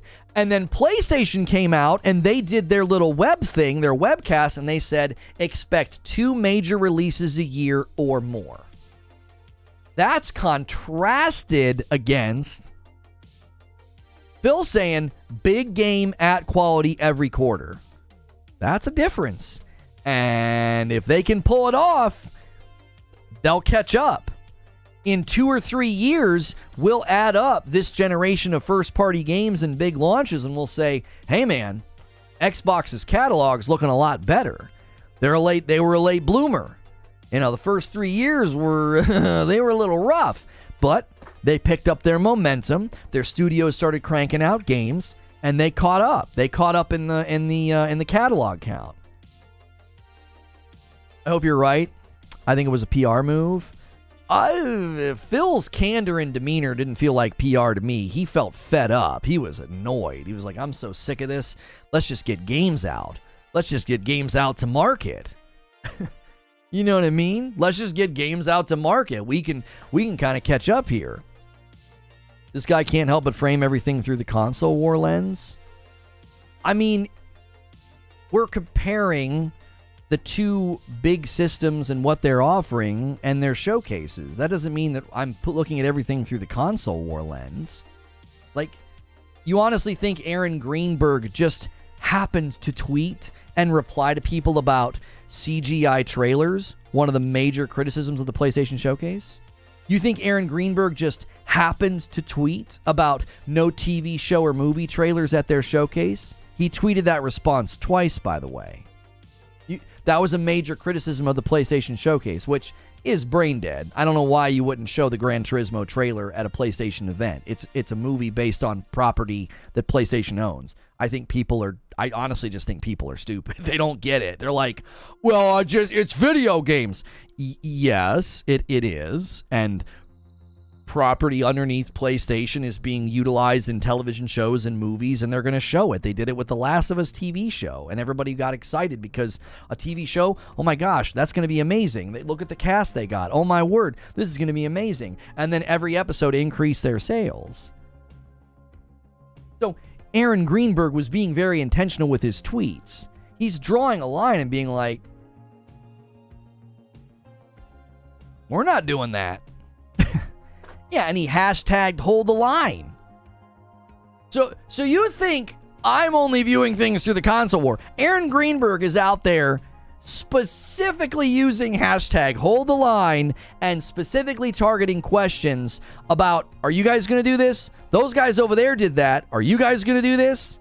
He got plenty of questions he didn't respond to. He responded to like 4 or 5 questions. You think he responded to every question? Go look at his replies. You know what I mean? Don't talk to me like that, Lucas McQueen. Just sit in timeout. Don't talk to me like that. Can we get a recap? I'll give you a recap. We're an hour in. Let's set our sights on 300 likes. Let's set our sights on moving the member goal. Actually, I would understand why a lot of you guys aren't gifting members today, because good golly, do we have to thin the herd. Anyways, so I was setting expectations for the show in two lanes. Number one, I used Greenberg's tweets and Phil Spencer's comments in the Kind of Funny interview, okay? I used that, and then I walked through every game I expect to see there, and then I slapped down 3. I said, I don't think these 3 will be there, okay? And so I kicked off the show by saying, the showcase stage is set. PlayStation didn't do a good job. Way too many third parties, not enough first party, way too many CGI trailers, right? That sets a really great stage for Xbox to differentiate themselves.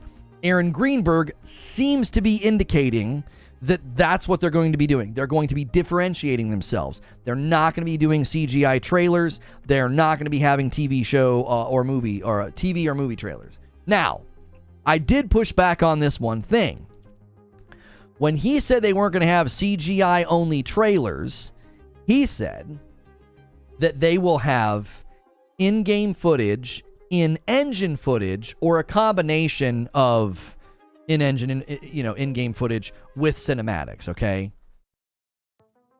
To be fair, in-engine footage is mostly cinematic when it's utilized. Somebody on Twitter put together a montage, and they were like, this is all in-engine footage, and it's all very cinematic. It's not gameplay, right?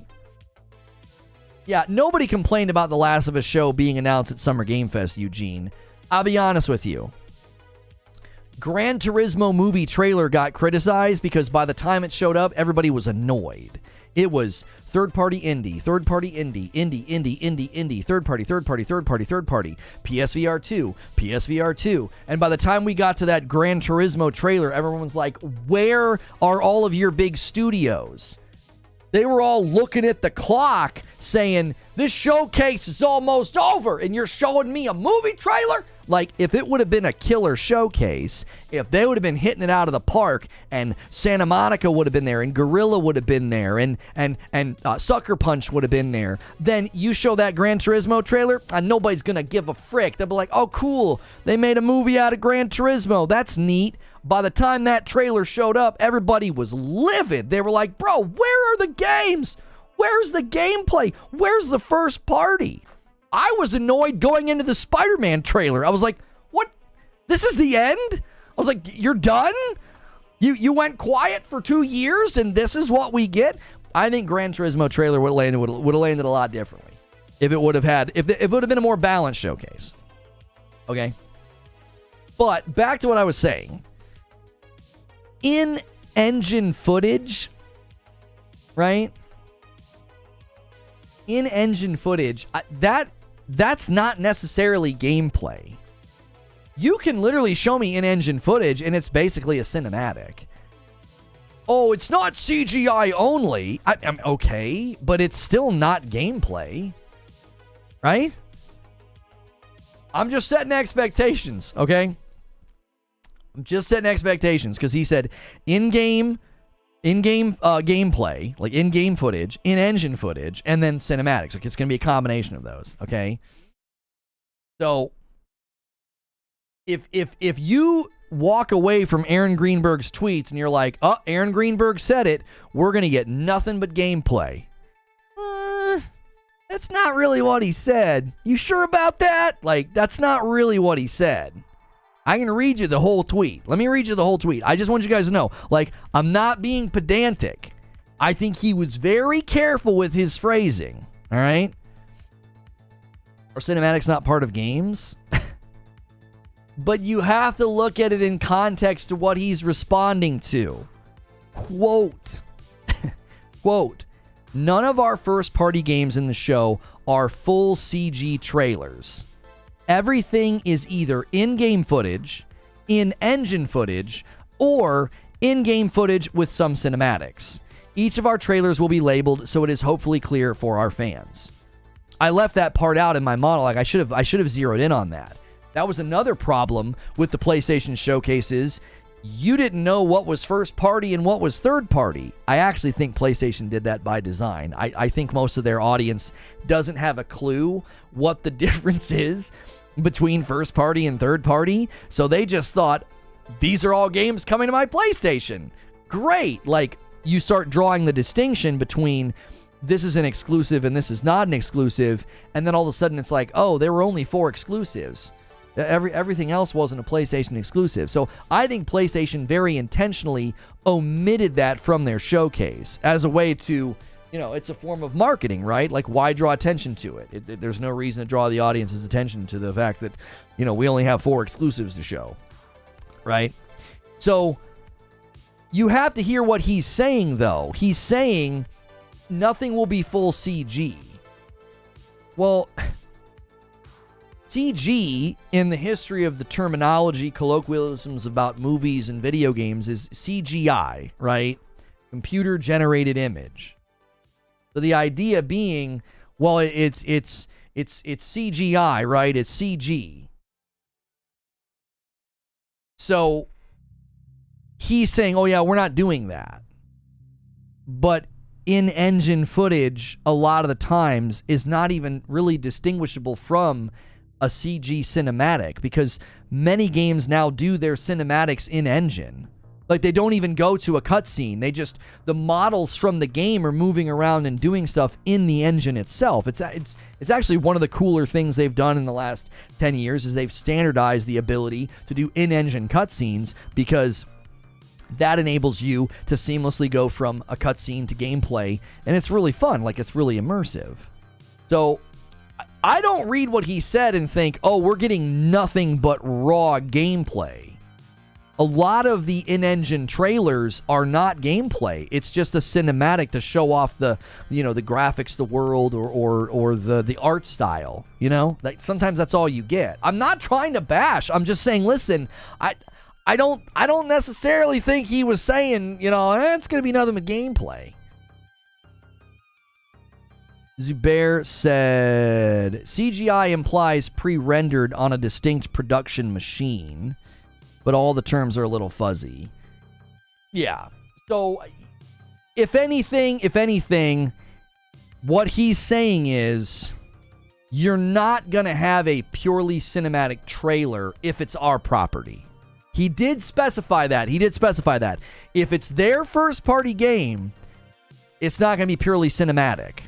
You're going to get to see, like, in-engine stuff. Now, keep in mind, there's going to be third-party games at the showcase, and they might do something purely cinematic. That's not on Aaron Greenberg. He wasn't talking about that. He was talking about first-party only. It didn't say that either. It says some gameplay and some in-engine. I just read the tweet, Mo. Are we going to have to play this game for the rest of the day? He says either in-game footage, in-engine footage, or in-game footage with some cinematics. He's giving you 3 possibilities. So what that means is there could be a potential trailer that is literally just nothing but in-engine footage. That's not gameplay. In-engine, a lot of the times, is not gameplay. It's just like the camera combing through the world and showing the biomes or the animals or the enemies. Like I saw somebody put together a montage. There are so many trailers out there that are in-engine, and it's not gameplay. It isn't. I'm only making that distinction. He was talking about what other people were claiming based on the tweet. Yes, there were people reading that tweet and saying, nothing but gameplay. Nothing but gameplay from Xbox. I'm like, hold on. It's not what the man said. Be careful. You're going to get really angry when you don't get nothing but gameplay. No one who read that tweet read it as raw gameplay only. I never said raw gameplay only. I saw people on Twitter running. I saw articles running with the headline of it's going to be gameplay instead of CG. It's going to be gameplay. We're not going to get a bunch of CG. We're going to get gameplay. And it's like, well, maybe. I mean, I think you're going to get a lot of gameplay of some of the bigger titles, but I don't know if you're going to get nothing but that. That's the only point I'm trying to make. Let me give you some examples. Okay. I think you're going to get a ton of Avowed gameplay and Hellblade 2 gameplay. I wouldn't be surprised if Fable is in-engine only. Wouldn't surprise me at all. Because I think Fable is a long way off. And I think they just want to remind everybody about it. Just build that brand confidence. I think Forza will be at the Xbox Showcase. I think they'll give Jeff the Gears Collection or some type of remake. I said that I thought they would give the Gears Collection to Jeff and shadow drop it Detective Seeds. I think that's a good prediction. I think they give Gears to Jeff or they have it in their own showcase. I also think if they do the Gears Collection, they'll shadow drop it. Now, I said this, though. They might want to wait on the Gears Collection until they're ready to start talking about Gear 6. Okay? They might want to wait. Like, no. We don't need to talk about, the Gears Collection until we're ready to talk about Gear 6. As far as Forza's concerned, I'm dead serious. I will take that as a point off if Forza's a part of the showcase. Everybody got irritated that Final Fantasy 16 was at the PlayStation Showcase. It's like, we've already seen a bunch of Final Fantasy, right? And we already know Final Fantasy's release date. I think Forza's worse. We already saw a big showcase of Forza Motorsport at the Developer Direct in January, and it's already supposed to be out. Don't eat up a single minute of the showcase with that game. It doesn't deserve to be there. It doesn't.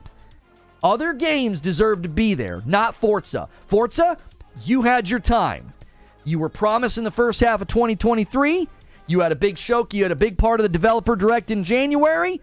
Your time's up. You can go over there and hang out with Jeff Keighley, and he can promote your release date. But our showcase is about everybody else. It's everybody else's time now. That would be my attitude if I was in charge. Y'all didn't make the cut, so get out of here. It's their game. Yes, and it was slated in the Developer Direct in January. It was supposed to be out already. I don't think they planned for Forza to be a part of this showcase because it was in Developer Direct. And it should have been out already. They wouldn't have a spot slated for it. Think about it in the grand scheme of vision casting for this year.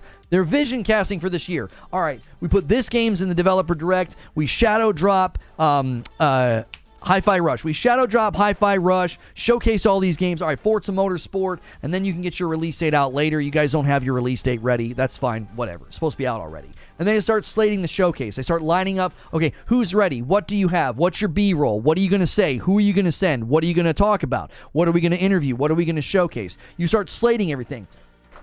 Forza's not a part of the equation. It's not a part of the equation. If Forza is there, it should be a trailer with a release date. It's salt in the wound. It's like, you guys told us about this game last year. It's supposed to be out already. You already talked about it in January at the Developer Direct. It's old news at this point. Obviously, this is my opinion. I'm not in charge. They could include it. This is what I thought. I thought it does way less damage. Okay. It does way less damage if it's at Jeff Keighley's thing. That's what I think. Oh, they tweeted, "We're excited to confirm our cover cars. Tune into the Xbox Showcase on June 11th for an up-close look at the cars." Yeah. I wouldn't have done that if I was in charge. It's going to be there according to their tweet. Tweet from 5/25/23. It's going to be there. I wouldn't have done that if I was in charge. I'd be like, no. You were supposed to be out a month ago. No.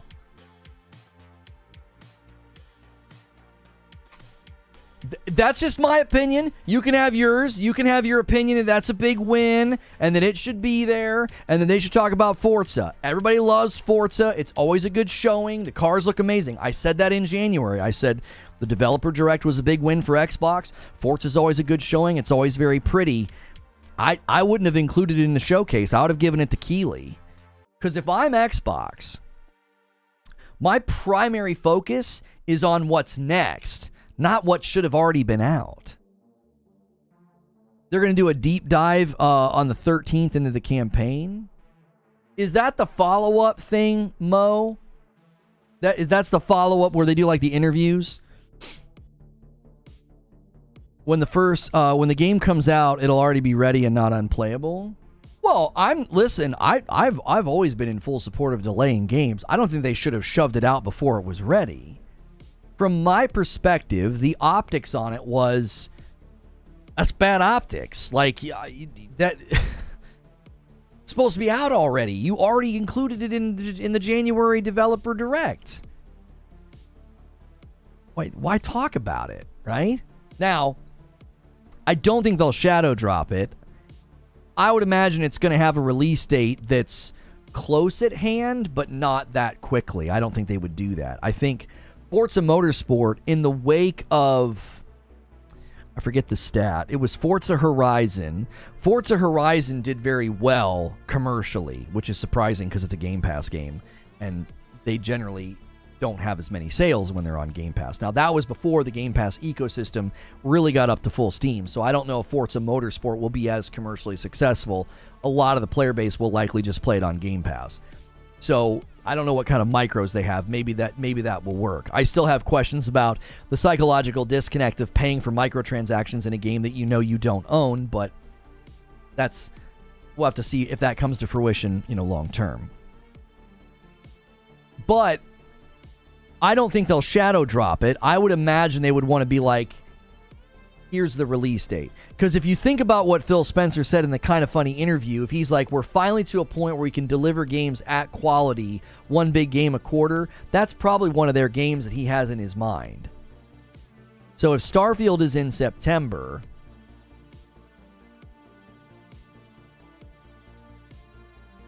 I feel like Forza, I don't know, I feel like Forza would come after that. Unless they try to push it into July. But then that's in the same quarter, isn't it? July, August, September. October, November, December. You'd want it to land in that quarter. And hey, they might have a surprise. All y'all talking about Hellblade coming out this year, you make me so nervous for that game. No, Forza will have a release date. Yeah, I don't think they shadow drop Forza. I think the Gears collection is the best candidate for a shadow drop. I think it's the best candidate for a shadow drop. If Starfield really turns out to be good, are you going to buy it and play it? Yes. I have covered that game so much. It's one of my most anticipated games this year. If Forza's out before Starfield, then you can bet we get another giant game for November. That's the thing, Jake. If they do Forza before Starfield, that's 2 games in the quarter, and then that means something else is in the fourth quarter. I think Cliffo's right. I think it's November. Somebody's saying maybe October. I think Forza's fourth quarter, that rounds out the year. You shadow drop something at the event. Starfield hits in September, you drop Forza in October, November, and you're done with 2023, right? I'm not saying that's all they'll do. There'll be other things along the way, but like those will be their big releases for each quarter, and then they can focus on next year. Now, if they focus on next year, and Phil Spencer is indeed correct that they're going to really push one big game a quarter, I think one of those games next year will be Avowed. I think one of those big games next year will be Hellblade 2. That makes me feel better, honestly. If Forza lands fourth quarter, that means Hellblade 2 likely won't. They'll kick it to next year. So I think next year will be Avowed, it'll be Hellblade 2, and I don't know, maybe Contraband, since that might not be as big of a title. Maybe Contraband. I don't know about State of Decay 3. That one might be tough. And Fable's a big unknown. Indiana Jones is a big unknown. We don't know how long any of these games have been in development. I could see at the very least 2 of the 4 games for next year releasing would be Avowed and Hellblade 2. That's half your year already. Fable fourth quarter. I believe the rumors. You think Avowed before Hellblade? I do. Because the rumors were, Nick, that Avowed was supposed to be out late 2022, early 2023, so I think it's closer to being ready than Hellblade 2. Hellblade 2, I don't know why that rumor started. They were doing mocap just a couple of months ago. In the middle of 2021, the CEO is like, we've not even entered full production yet. Come on. They didn't build... That game isn't coming this year. If it comes this year, it didn't even get 2 full years of development. That's terrible. I suspect that Forza will be shadow dropped. Consider a lot of the assets will come from Horizon. I don't think you shadow drop Forza. I don't know. I mean, it would be a big win to shadow drop it, and then it made good on the promise, did it not? That's within the 12-month period. You'd pull that one out of the fire. I don't know. A lot of the rumors were pointing to fourth quarter, so I don't know about that. But that would be a pretty big win. You'd be like, hey, we promised you guys this game in the first half of 2023, and we're doing it. You can play Forza Motorsport today. I agree with Eugene. I don't think you shadow drop big tentpole franchises. They're good marketing beats, right? Trailers for Forza showing up. You know, maybe there's pre-order benefits. Maybe there's cars you can get. There's a lot of money to be made from marketing that game leading up to fourth quarter. I think Gears Collection makes a better sense for a shadow drop. If it's ready, if Gears Collection's ready, I think that makes better sense. I could see them wanting to do it with Forza because it'd be a big win for them and like, hey, we got this thing in the first half. But then there's 2 things I think I want to say. Number one, I want to say what Eugene is saying. I don't think that you shadow drop big tentpole games. And I also don't think they want to draw attention to the fact that, like, we promised you a bunch of games in the first half of 2023 because 10 of them didn't make it. I don't think they want to draw attention to that. So I don't think Forza gets shadow dropped. While it could be a big win, I don't think they do it.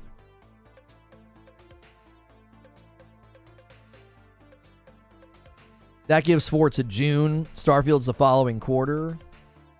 Yeah, that's true. July, August, September. That's why I think they shadow drop something like Gears Collection. Gears isn't a big tentpole franchise. A collection's not, no. A collection is a perfect fit for a shadow drop. You would use that to garner a bunch of people like, oh, Gears is awesome, and then guess what you do? You have a bunch of people that are perfectly fit to start promoting Gears 6 to, right? That's your tentpole, is Gears 6. I think Gears Collection is the perfect shadow drop because, again, like Eugene's saying, it's a terrible month for a big drop. Diablo's out, Final Fantasy 16's on the horizon, Street Fighter 6 just came out. Like, I don't think you want to drop anything in this month unless it's something like that, just something to kind of like, number one, build that consumer confidence, get people back in that Game Pass funnel. I think the Gears Collection is a good fit for that.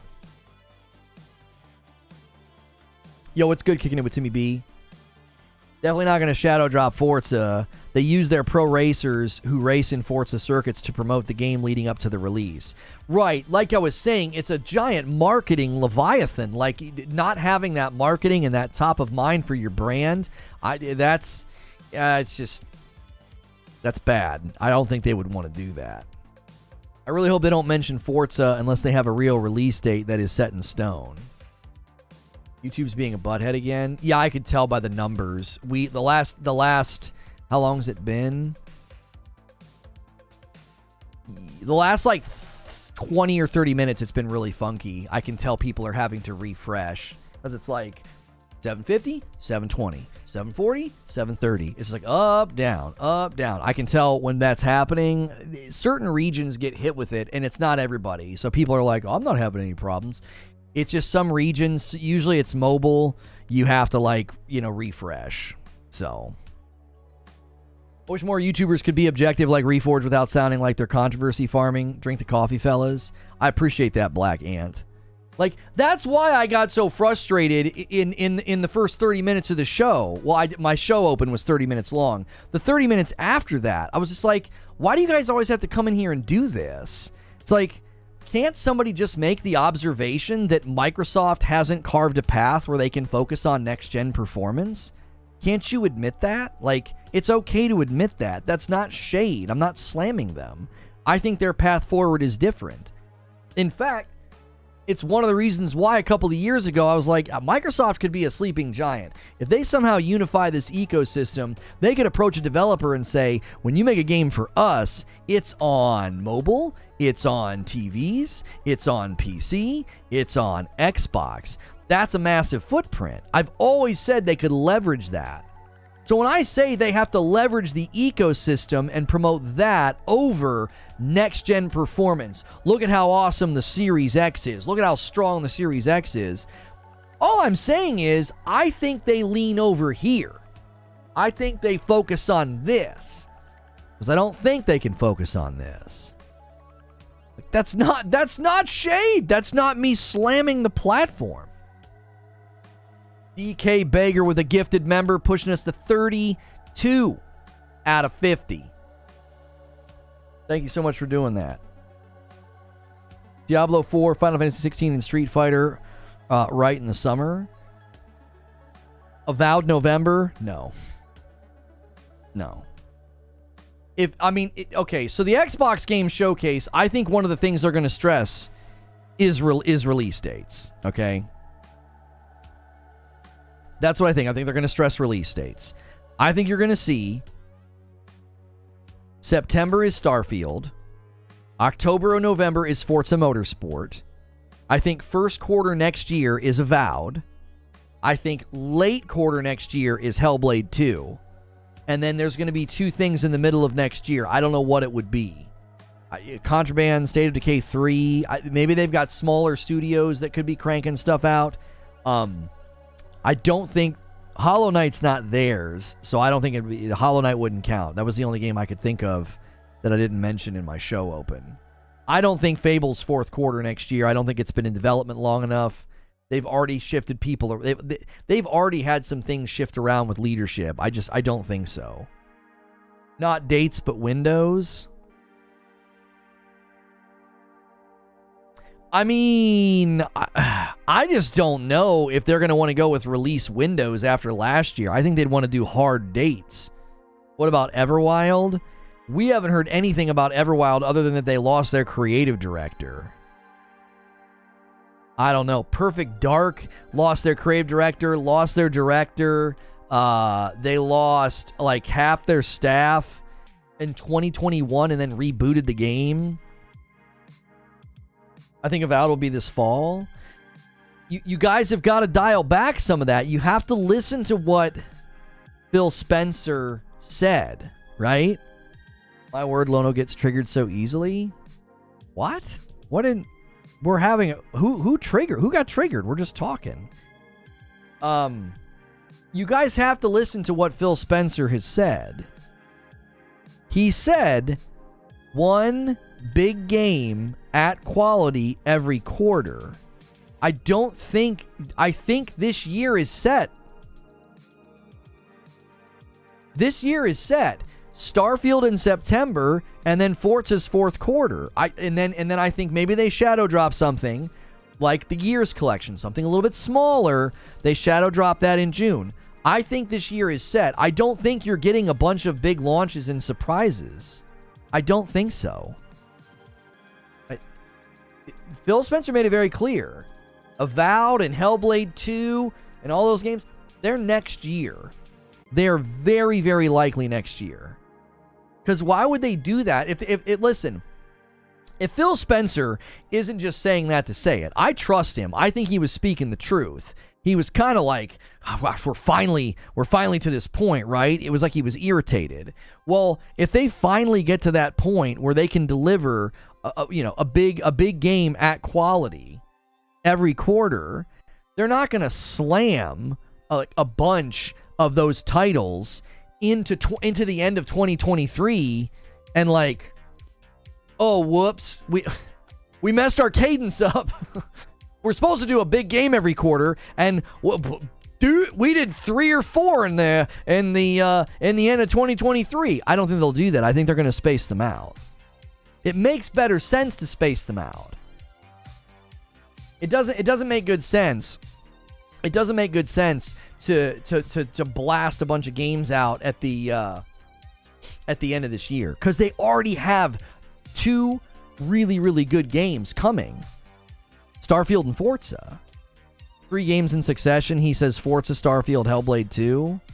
Well, that one freaked me out, Big Mo. I don't want Hellblade to be on the heels of Forza. It makes more sense for it to be Avowed in light of everything we've heard. So, I hope that's incorrect.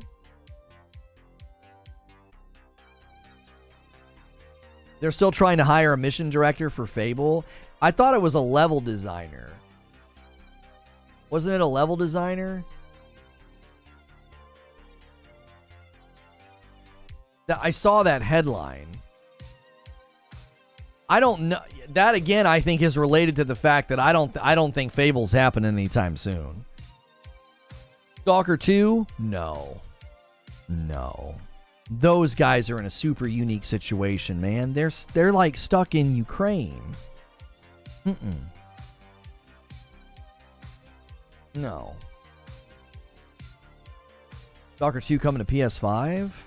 I've not seen anything to indicate that. I don't think that's true. I don't think Stalker 2 is coming this year. They're stuck in Ukraine.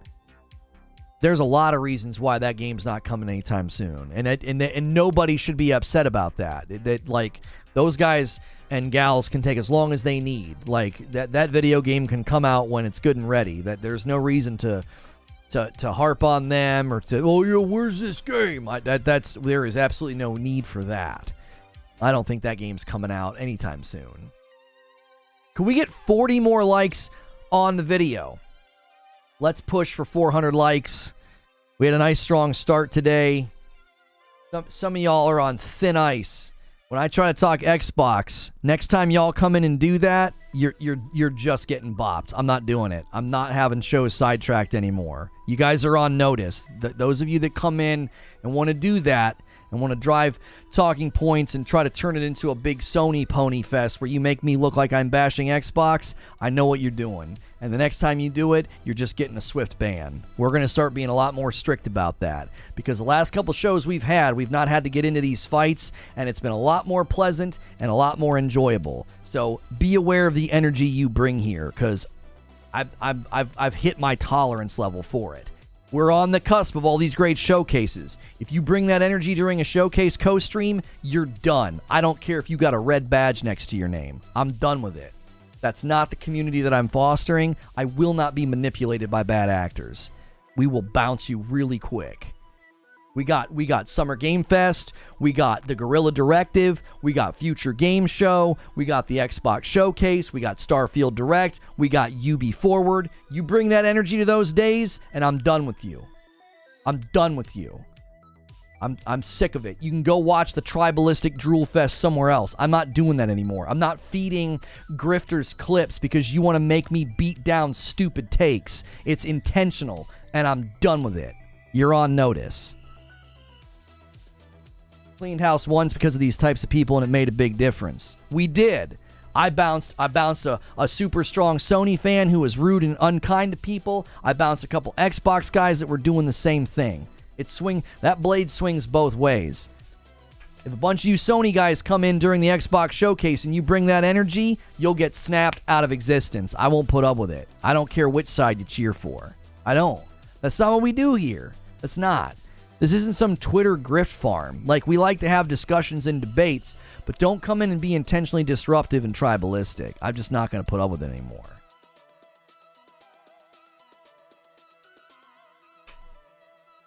Stalker 2 is definitely not coming next year. Apparently got hacked. Well, yeah, that didn't help. That didn't help either. Yeah, they recently got hacked and had all their stuff taken. So, it's just really unfortunate. It's just really unfortunate. I feel really bad for those guys working on that project. With it being 2 hours long, how many games do you think we will see? Well, Scott, it seemed that Aaron Greenburg was indicating that Starfield's included in the 2 hours. Okay? Yo, Schism, thank you so much for becoming a member. That's what we need to see. We need to see people step up and become members on their own and not just wait for those gifteds. A lot of y'all are here every day and you enjoy the show. Commit and get involved. It's $5. I have not run a single ad for 2 hours. You'll notice that. If you're watching the past broadcast, there are ads, but it's no longer live, so it doesn't disrupt the show. We don't run ads during the live show. Consider becoming a member if you enjoy this show on the daily. It's how we do what we do. $5 from No Face Lord. I'm an admitted Sony fanboy, but I can be objective. Bad actors making spaces uncomfortable. That's what I'm saying. That's what I'm saying. Like, I think some of y'all think I'm like you. You come in and like, yeah, this guy's really big on, so he's going to bash Xbox. It's like, no. Or you're on the other side. You're like, he's a big Sony pony. He's bashing Xbox. It's like, no, I'm not. Like, we're just trying to have a conversation. I don't think it hurts to hear one another's arguments and engage in constructive discourse. If it has to resort to name-calling, then the quality of the name-caller's argument must be lacking. Well, it wasn't even name-calling. It wasn't even that. It was worse than that, right?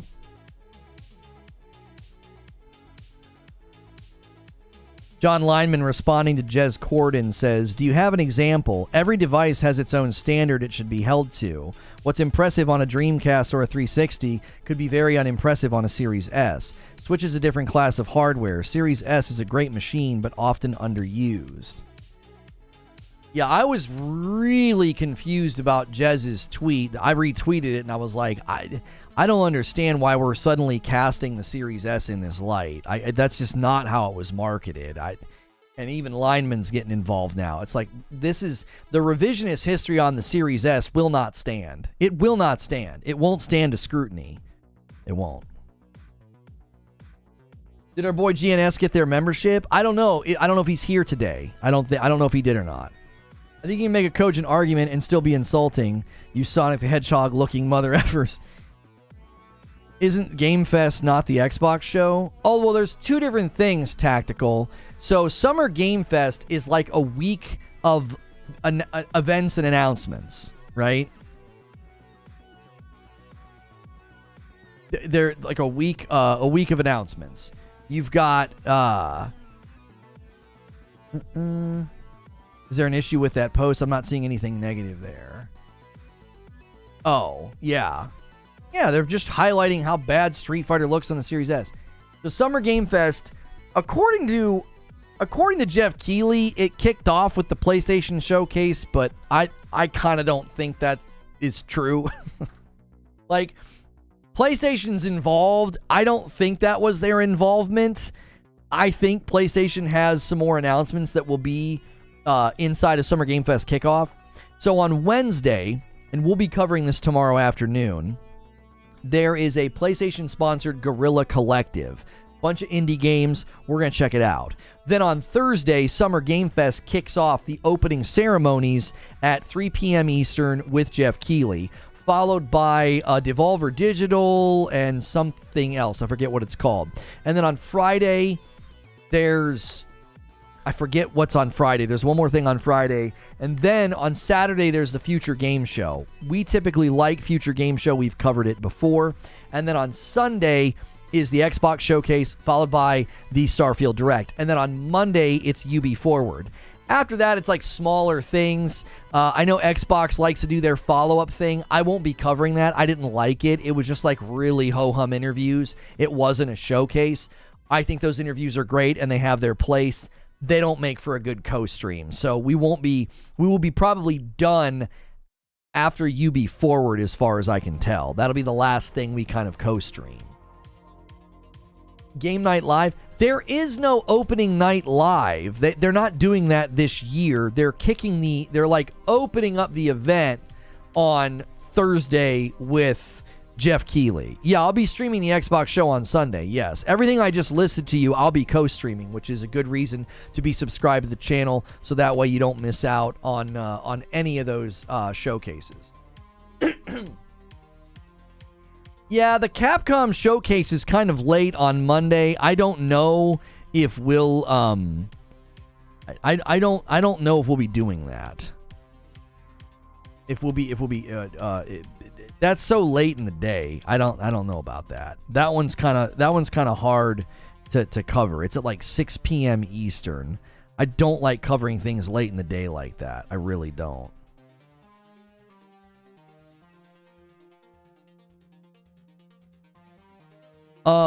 Thanks for sharing the info. Yeah, no problem. I think we get a release date for Pragmata at the Capcom show. We have a show today. What's today? I don't think there's anything today. Is there? No. Tomorrow, Wednesday, is the first thing. The Summer Game Fest website, I don't think has anything for today. Unless it's something really small.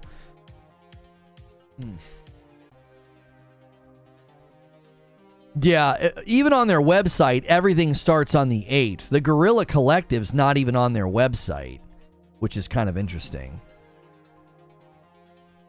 Yeah, it all kicks off on the 8th at 3 p.m. with Keighley, followed by Day of the Devs. That's Double Fine and I Am 8-Bit, followed by the Devolver Digital Gaming Extravaganza.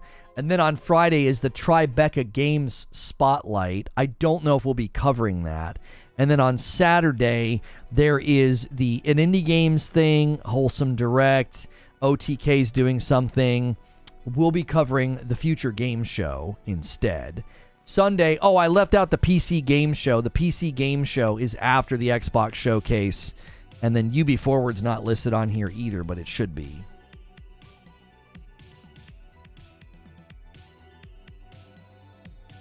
So, I tune in to hear gaming news, not hear you get triggered and argue with members or trying to sell memberships for a third show. Cool, don't come back.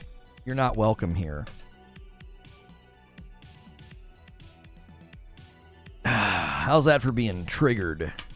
What's tomorrow? The Guerrilla Collective, which is going to be an indie showcase.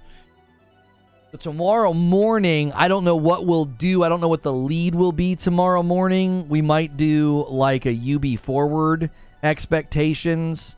Oh, wait. There's a Division stream tomorrow. We might co-stream the Division stream. It's at like 10. So we'll go live at like 9:30. Do the Division stream at 10. And then after that is the Guerrilla Collective. I forgot that we had planned to do that. So, it takes time to make games. So yes, 3 years into the generation because now the first party's ready to show what they've been doing. That's how it works. Not how it worked for PlayStation, but okay.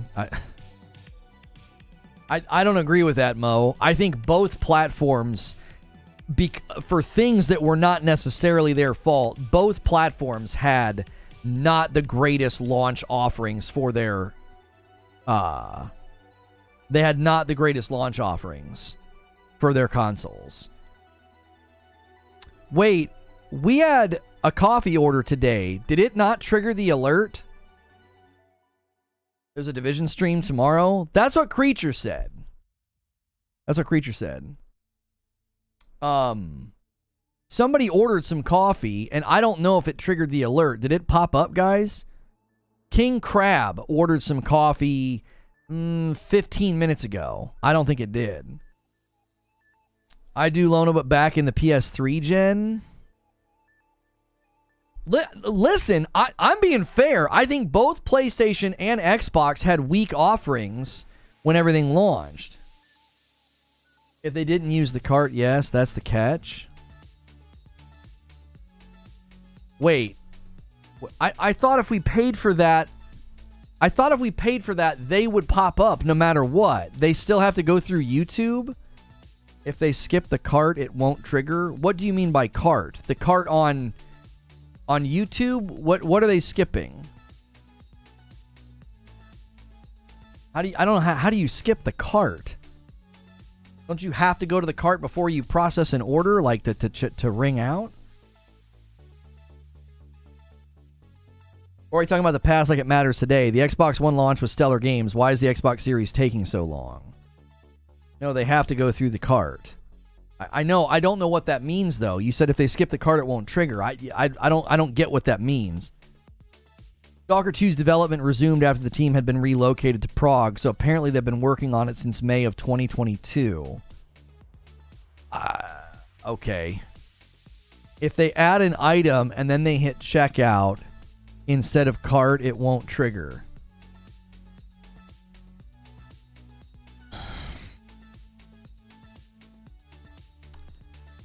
Okay.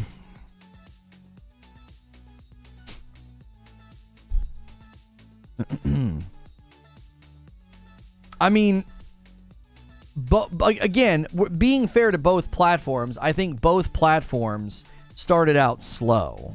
They did. They didn't have the strongest, shoot out of the cannon. They didn't.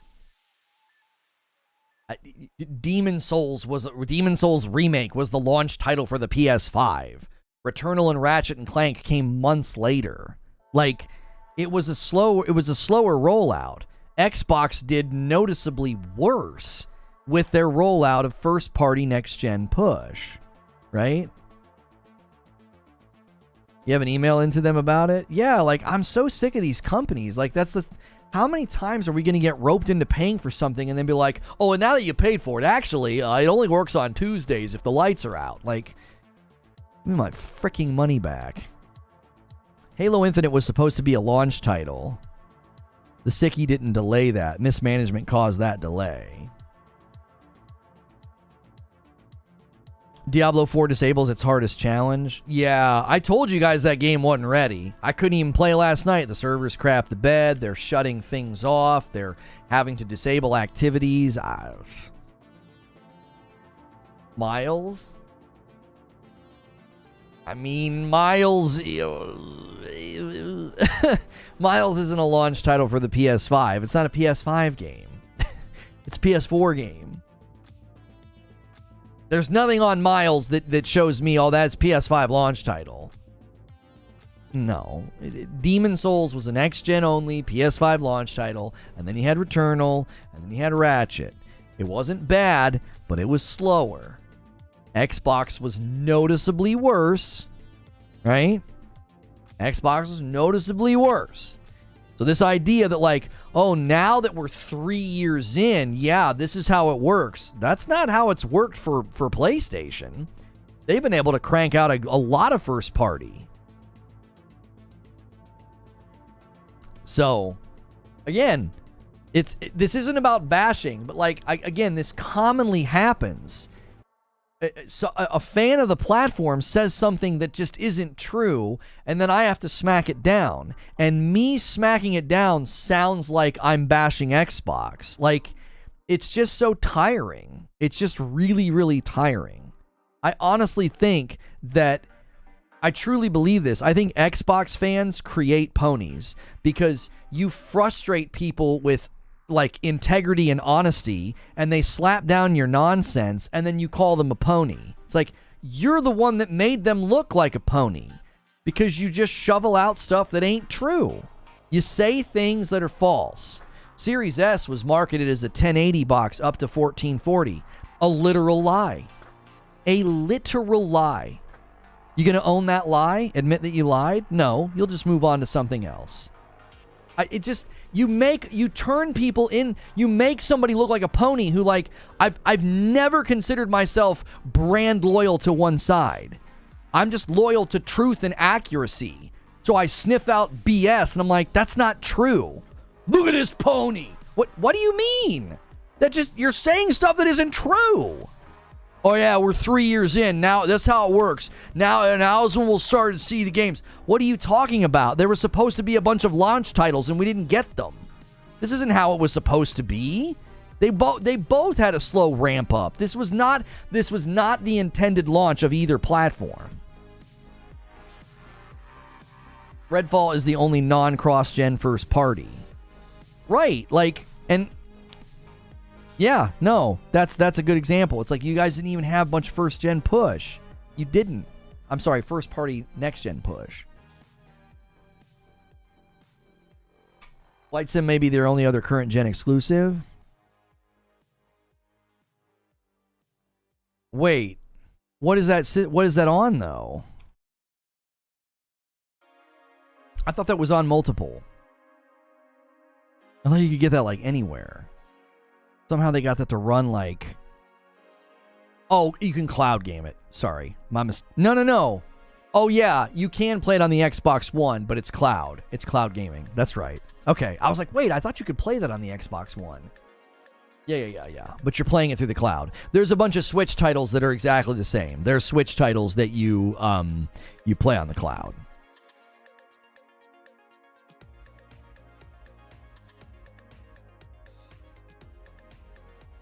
You're not smacking it down. We're talking here, aren't we? The end of the PS3 gen is the start of all the first-party games that came out until now. Now that has run out, and you've seen with the last. Yeah, but that's not what you said. You said that this is how it is. You don't have, like, you basically made it sound like there aren't launch titles. Like, that just simply isn't true. We got to wait 3 years to get launch titles? That doesn't make any sense. PlayStation shows the residuals have run out? I don't even know what you mean by that. I almost bought a Series X for Starfield last year. Good thing I waited. I really want Xbox to be successful like PlayStation with games, meaning more games for me, and I would be happy.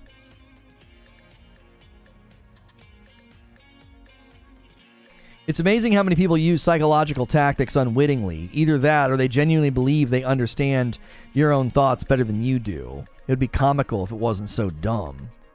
It's just tiring.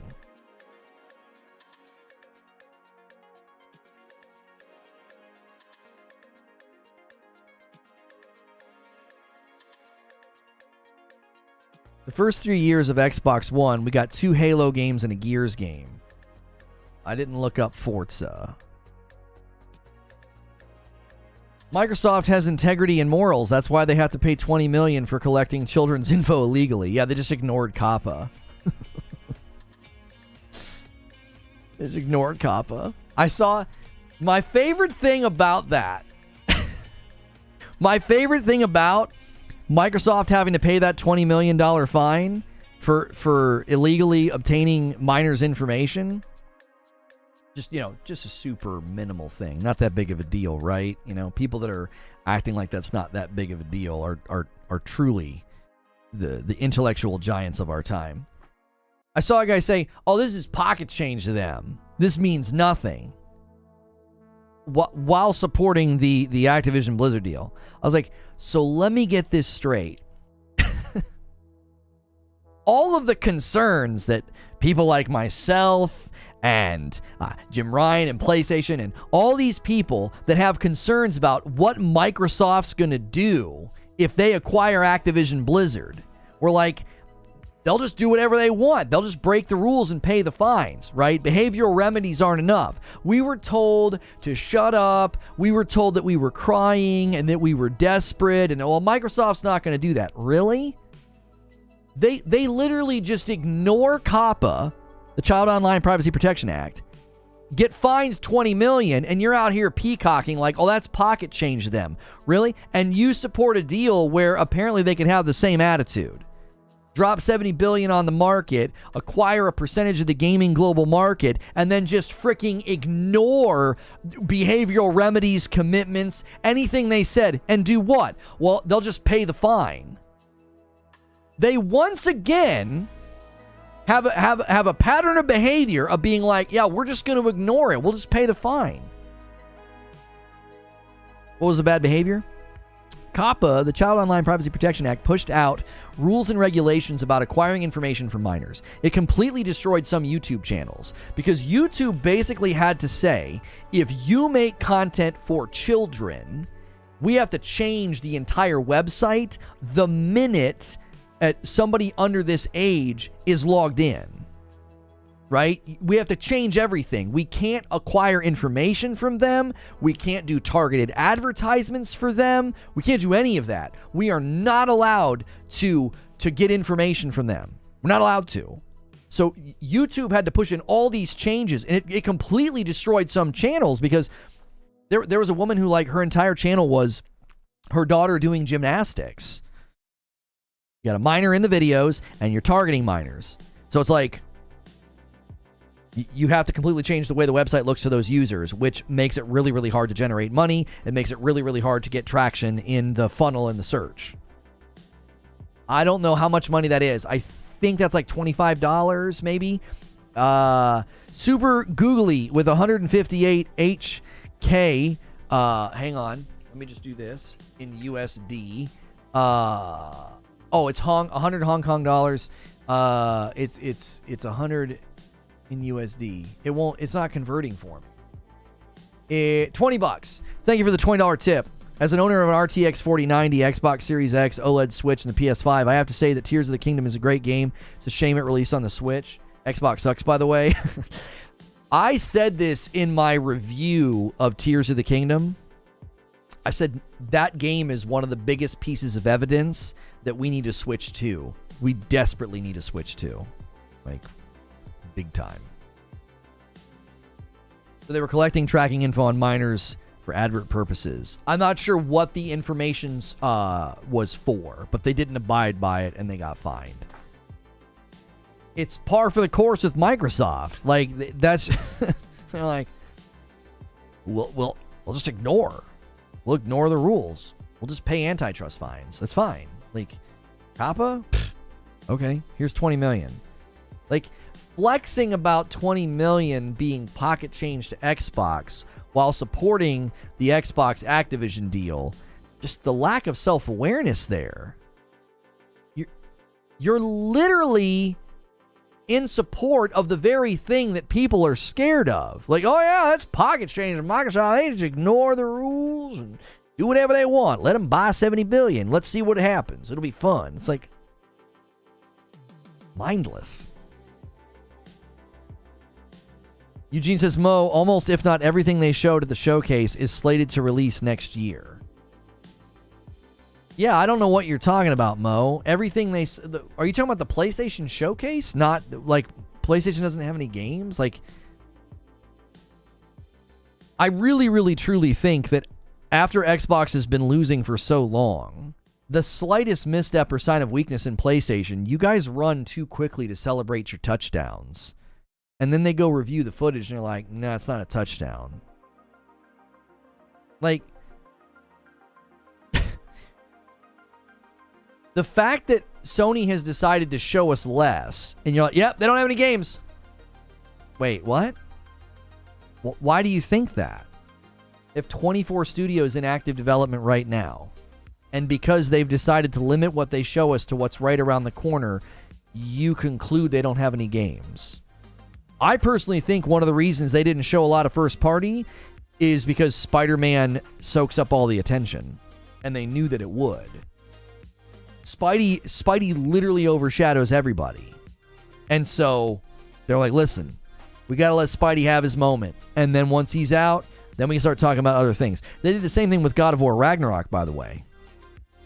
They wouldn't come out and talk about Ragnarok. They wouldn't show us any extensive gameplay. They wouldn't give us a release date until The Last of Us Part 1 remake was out. And Mo, what's funny is, I remember you specifically in my chat all year long. Every single time something like that happened, you'd be like, yep, Ragnarok's getting delayed. Ragnarok's getting delayed. Yep, getting delayed. And I was like, no, it's not. Developers have said they've played it. They say that it's on time. Like, you did the same thing with Ragnarok. You took PlayStation's marketing habits to be like, yep, it's getting delayed. And now you're saying, quote, this is you saying it, they have nothing. They have 24 studios developing projects right now, and you're like, nope, they don't have anything. What? Like, they launched the PSVR 2. It's coming to retailers. They launched a first-party game on the PSVR 2. They launched the DLC for Horizon Forbidden West. Final Fantasy 16 is coming. I know that's not first-party. It might as well be. And then they have Spider-Man 2. And they said in a webinar, in that webcast, they said 2 or more big releases a year. That's what they said. So you're looking at them and saying, oh yeah, they don't have anything. What do you mean? They're making good on what they said they would do. And last year they had even more than 2 big releases. They had 3. They had Horizon, Gran Turismo, and God of War Ragnarok. And then they also had Stray. Now that was a timed exclusive and it wasn't a big release, but that's like 3.5.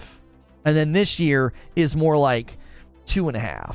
It's like, lighter year for Sony. Oh, they don't have anything. They have nothing. What?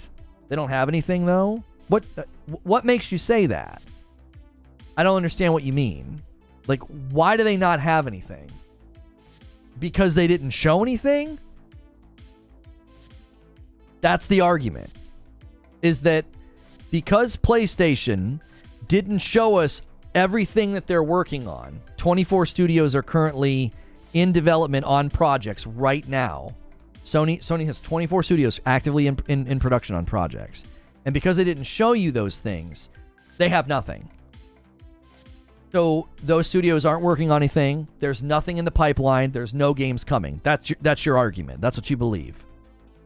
You believe that. Zippy Narwhal with a $2 super chat tip. You getting the Vision Pro day one? I don't know. It's extremely expensive. What's the roadmap? No. That I asked you a question. We know right now Sony is committed to 2 or more big releases a year. They have 24 studios in active development. And you say they have nothing. We don't need a roadmap. What about Microsoft's roadmap? 25 games that you were supposed to have in the next 12 months, and 10 of them didn't make it. One of them launched without 60 FPS. That's basically 11 games that weren't ready. You want a roadmap? Look at your own roadmap. It's a disaster. Like, be fair. Fair is fair. Oh, they didn't give us a roadmap, so therefore there's nothing. Listen, I would much rather have Sony keep their cards close to the chest, and when they give me a release date, I know I'm going to get the game on that date, as opposed to what Xbox did, which was, well, let's build confidence in the Game Pass funnel so people keep their subscription. Here's everything coming in the next 12 months, and almost half of the things promised don't make it.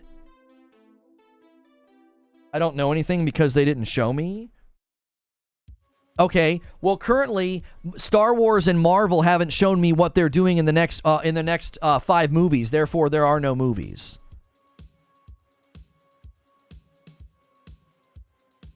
Like, but you can go and read reports about scripts, production, publishing, and know that there are movies and shows coming from Star Wars and Marvel. Well, they haven't shown me anything. They haven't given me a roadmap, so nothing's coming. I think there actually might be a roadmap for Disney and Marvel, but I'm just giving you an example of like, because, I don't have a roadmap, that means it's not coming. That doesn't make any sense. Microsoft has foot and mouth disease that need to get it cured. Well, at least you're willing to admit that. Listen, I can be both disappointed in PlayStation Showcase, but also say I would prefer a disappointing showcase so that when I hear about something, I know it's coming and I know it's landing on the dates you told me, as opposed to what Microsoft did. Microsoft basically encourage their entire player base to stay on Game Pass with a litany of broken promises. Like, I would much prefer, listen, if you temper back the showcases and we start seeing things closer to when they actually release, if we start seeing shorter marketing windows, man, I'm all for that. I don't need to hear about a movie. I don't need to hear about a game 3 or 4 years before it comes out. You want to announce you're making it, that's fine, but like, you don't need to hype me up for 3 or 4 years. I'm tired of that. Tell me about the game within its release window, 12, maybe 18 months. That's a far better marketing pipeline. What we used to get wasn't working. We would hear about things like Watch Dogs and The Division, and they would look amazing, and then they would show up 3 or 4 years later and look like crap in comparison. I'm done with that, bro. If I have to get smaller showcases or more meager showcases that lean more heavily on third party, but then when I get it, it's on time, and it's quality, and it's ready. That's far better than Microsoft giving you half of the games are broken promises and one of the games is Redfall. Like, really? And you're going to give Sony grief about no roadmap and they have nothing? What do you got? What do you got over there? Halo Infinite and revisionist history about how great Halo Infinite was and Forza and Redfall? That's all you got. You got a line of broken promises, a roadmap that's a punchline and a bad joke, and then you're going to go to Sony and be like, they don't have anything. What do you mean they don't have anything? What are you talking about? According to who? Who said that? Are they canceling all their studios' projects? Are they shutting all their studios down? Yo, what's good, Donnie? 12 to 18 months max for sure. Don't want to hear anything about outside of that. Show us what's nearly here. Pulling Sony to a standard they don't hold Microsoft to. It's effing exhausting. Right, like, I can swing at both companies for different reasons. But, like, this idea that, oh, yeah, we're going to hold Sony to a standard. Then what? You're not holding Microsoft to that standard. I got Game Pass. I've been playing games since the beginning of the year up until now. That's a wonderful way to dodge the issue. That would be like saying, Netflix promised a bunch of shows and movies over the next 12 months, and half of them didn't actually make it. And your response is, well, I've been watching a ton of stuff on Netflix. That has nothing to do with what I said. Netflix promised me a bunch of movies and a bunch of shows over the next 12 months so that I would stay subscribed, and half of the items didn't show up on time. I don't even know when they're going to show up. And your response to that is, well, I've been watching stuff. There's tons of stuff to watch. That's not the issue. You want to invoke this idea that, well, PlayStation has nothing. Your words, not mine. They don't have anything. They got nothing. Their residuals have run out. Oh, okay. They promised 2 or more major releases a year. We right now have it on very good authority that 24 studios are in active development. These are verifiable with press releases, job postings, and just the devs talking, right? 24 active projects. Probably more than 24, but I'm just going to go with that number because that's what I saw. And I went and looked at all the studios, went and read up on all the research and said, okay, these projects are verifiably in production. That we know that's verifiable. That's facts. And Sony does a press conference, a webinar, webcast where they say 2 major releases or more a year. And you're like, they got nothing. Why? Because I watched a showcase with expectations that they were gonna blast everybody away with first party. I had those expectations too, by the way. And they didn't do that. Now, I didn't walk away from that showcase and say, it's time to sell my PlayStation. They don't have anything. They got no games. Nothing's coming. The future is bleak and all is lost. I said, well, that was incredibly disappointing. They leaned way too heavily on third party. I have no idea what some of those first party games are. What the frick are you doing, Sony? What are you doing? On the heels of that webcast, what are you doing? We still don't know the answer to that question. We can theorize that Sony very intentionally gobbled up a bunch of those third-party games, put them into marketing contracts, and they're going to look real impressive to the general public. Because you have to remember, their market saturation is significantly better than Microsoft's. Like, significantly better. They're on pace to surpass the PlayStation 4. So what do they say? Hey, we're in the lead. Let's play from the front. Let's play from the front. We'll make a ton of money on these third-party games. Why would they not do that? So they make a smart business decision. They consider their global audience. We are not their target audience. We're sitting here chomping at the bit. Come on. I want to see more Wolverine. I want to see Logan. Right? I want to hear from Sucker Punch. Oh, what's the next thing from Santa Monica? Maybe Cory Barlog will be there and talk about his project. Maybe Project Awakening will be there. Ooh, Ben Studio is going to be there. We are not the target audience. They made that crystal clear. They're like, no. PlayStation has an audience all across the globe, so they had things that were appealing to their Japanese and Asian market more than us. They had things that were definitely appealing to the market that enjoys indies, and they also never drew attention to the fact that, like, this is an exclusive and this is third party. They didn't draw any attention to that. Why? Because they have the lion's share of the console consumer base, and they don't need to draw attention to that. They won. Like, what people don't realize is that PlayStation Showcase, that was phase 2. Phase 2 is we won. We don't have to talk about Spider-Man and Wolverine and Ghost of Tsushima 2 and anything else. We don't have to do that. We won. Market saturation trajectories are well in place. We don't have to do anything. We did that.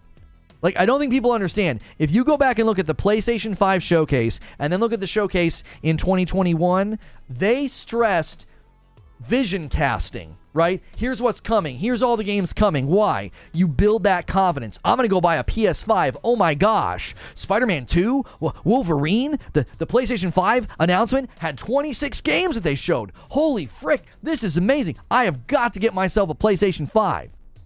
And then the trajectory and the divide between market saturation becomes so extreme, they're like, we can play from the front.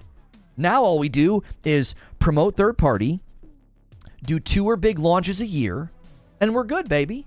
Our games can cook for longer, be at higher quality, make good on their dates when they're promised. We're not competing. We don't got to do a big game every quarter. We don't have a reason to do that. There's no reason for us to do that.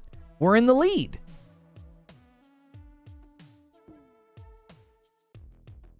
Andre Clay, Sony literally showed a movie trailer. That's their roadmap? Yeah, and when you... it's so funny that people think that's a dunk. People think the movie trailer is a dunk. It just...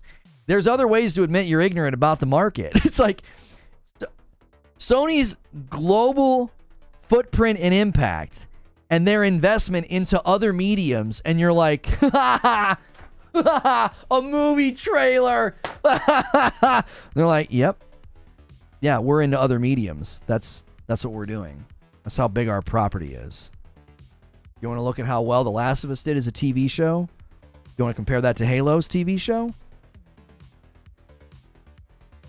Who's implementing their property into other mediums really well and successfully? It ain't Xbox. Man, they're showing a movie trailer. What a knee slapper. Huh? That's their property. Gran Turismo's their property. When they announced The Last of Us TV show at the Game Awards, everybody got really excited. And then look at how popular the show was. Look at how popular the show was. The Last of Us was so popular, every episode, not just the season, every episode caused a spike in sales. You want to rethink the Gran Turismo trailer? It's literally a video game movie. It's based on a video game. Who do you think their target audience is with their marketing it? Who do you think their target audience is when they market it?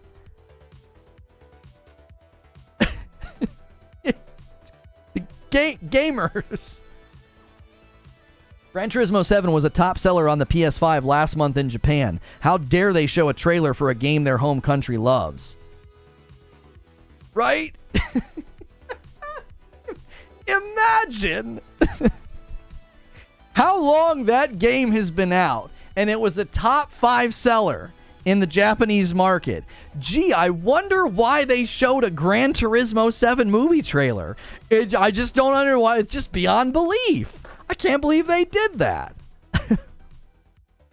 And I love how someone says, this is cringe, I'm out. I know I know facts are really hard to engage with. You're just going to call it cringe and leave, like some teenager who doesn't know how to talk to a college professor. Like, this is the facts. Like, Sony is investing in a Tsushima movie, a Horizon show, a God of War show. They're gonna put the trailers for this stuff in the showcases. When you think when The Last of Us Season 2 is about to come out, what, are they just not gonna say anything? We don't want to upset all those gamers on Twitter. Ooh, they're so scary with words like cringe and hold this L, Sony. Oh, we better not upset those intellectual giants who are probably going to continue to spend money in our ecosystem anyway. We don't want to upset those people.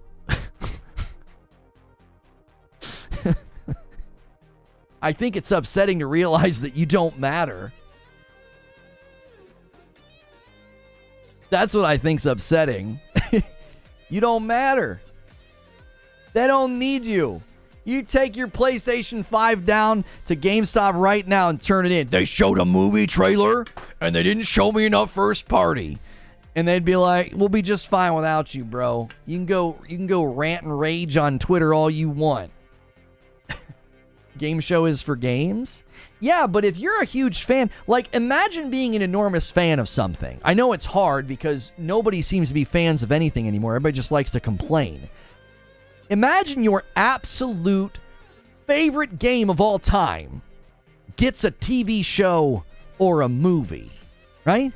If they did a Hellblade movie with the actress that plays Senua, dude, I would be elated.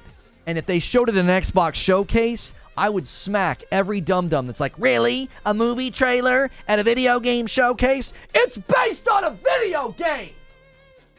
Yes! You don't? It's a movie based on a video game. Yes, the best place to show it is at a video game conference. Can you imagine Comic-Con? This is about comics. Why are they showing trailers for comic book movies? I came here to hear about comics. This is unconscionable. David, we're leaving. What the frick?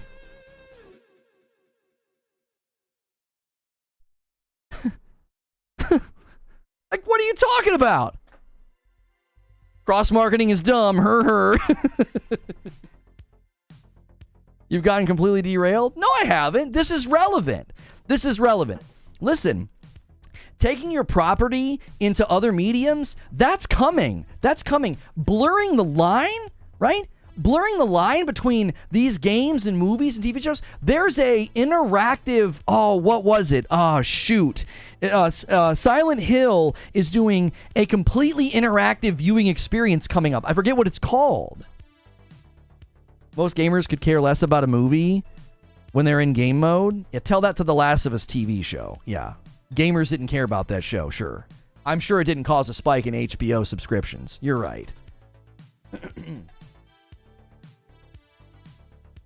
David, put the comic down.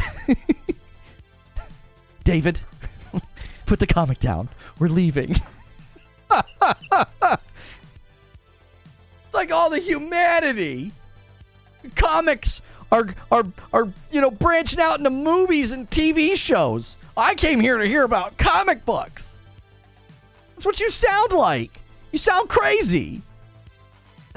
It's a video game thing after all. Yeah, and they're taking video game property and they're putting it in other places. Who do you think they're going to market that to? Who do you think the target audience is for the Gran Turismo movie? What, like moms who play Candy Crush? Or People who own the PlayStation 5 and have played Gran Turismo, right? I'm just going to check my Facebook. Oh, Gran Turismo 7's coming out. Do you want to go see it, Barbara? Like, that's not the target audience either. You're the target. You might not be the target audience because, I don't know, maybe you never go see movies. But this generally happens with conferences, right? This generally happens with Summer Game Fest, E3. E3 is no more, okay? But historically, when I would cover E3 or when I would cover events like Summer Game Fest, I remember covering Xbox showcases and getting in arguments with the audience because they'd be extra super mad about all of the indie games. Do you guys remember? ID at Xbox would do their little segment and they'd showcase all these indies and everybody'd be like, Resident Sleeper, this is a snooze, this is cringe, this is lame, this is dumb. And I'd be like, guys, indie titles are amazing. They're having a big resurgence. They're having this big moment. And I love what ID at Xbox does. I used to get into arguments with people. It's like, you're never going to watch a 90-minute showcase and be interested in every single thing in the showcase. You have to remember that when you see something that doesn't interest you at all, market research has dictated there's people that are interested. That's why they're showing it. Whether it's a goofy live service game, some little indie title, some little anime game, those games have been researched. They went out and done their research and development. They're like, this game has a target audience. So the Gran Turismo 7 movie, you look at it and you're like, this is the stupidest thing I ever seen. And it's like, okay, but there's people that saw that trailer that got really excited. Yeah, look at the Super Mario Brothers movie. Are you kidding me? The Super Mario Brothers movie is proof that, like, dude, there is actually, I think, a pretty high standard right now of how to take video games into other mediums. You've got the Last of Us TV show, and you have Super Mario Brothers movie. Stellar, top shelf, great stuff. Why would we not be excited about that? Our hobby, the thing we love, is being seen by more people, generating more revenue and more money. It's being more respected. Like, imagine seeing your favorite title have some amazing reception. The reception and the profitability of the Super Mario Brothers movie. Imagine that happening. That's amazing. That's great for you if you love that game. Do you want to know why? Yeah, the Sonic movies, exactly. They're just generating tons of money. The Witcher TV show. Do you guys, should I tell him? I should tell him, right? I should tell him? Okay, I'm going to tell him. There's going to be a trailer for the new Witcher season at Summer Game Fest. Oh, no. It's already been announced. The Witcher TV show is going to be at Summer Game Fest. I hope you're ready. Bring your box of tissues to cry about it. Bring a big box of tissues to cry about it.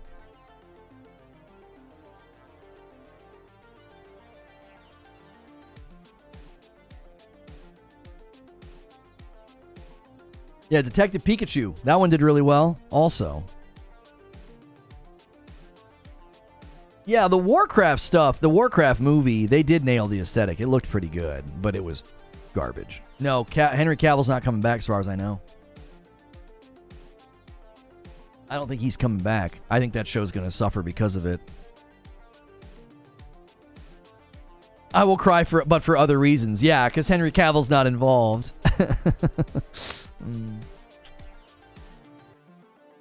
Oh, Cavill's back for 3, but Liam Hemsworth is going to be in season 4. I wonder if they're going to walk that back. And I wonder if they can find a way to change that. Because season 3, I mean, I don't know. It might convince them. To walk that back. Witcher sucks. I thought people really liked it. I've not watched it. I'm too busy. My wife wouldn't like it. I can only really watch shows that she'll like because we have very little time. So we'll watch one episode on the couch, right? Like we got an hour maybe. It's like, so I'm not going to watch a show she's not interested in.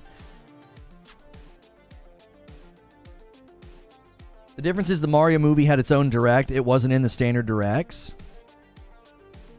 Wait, the Nintendo Direct didn't show it? I swore they showed it in the Nintendo Direct. When was the last Nintendo Direct? When was it? They did a movie direct. That is correct. They did a movie direct, but I swore it was in the actual Nintendo Direct. Yeah, I'm seeing a trailer right here being attributed to the Nintendo Direct.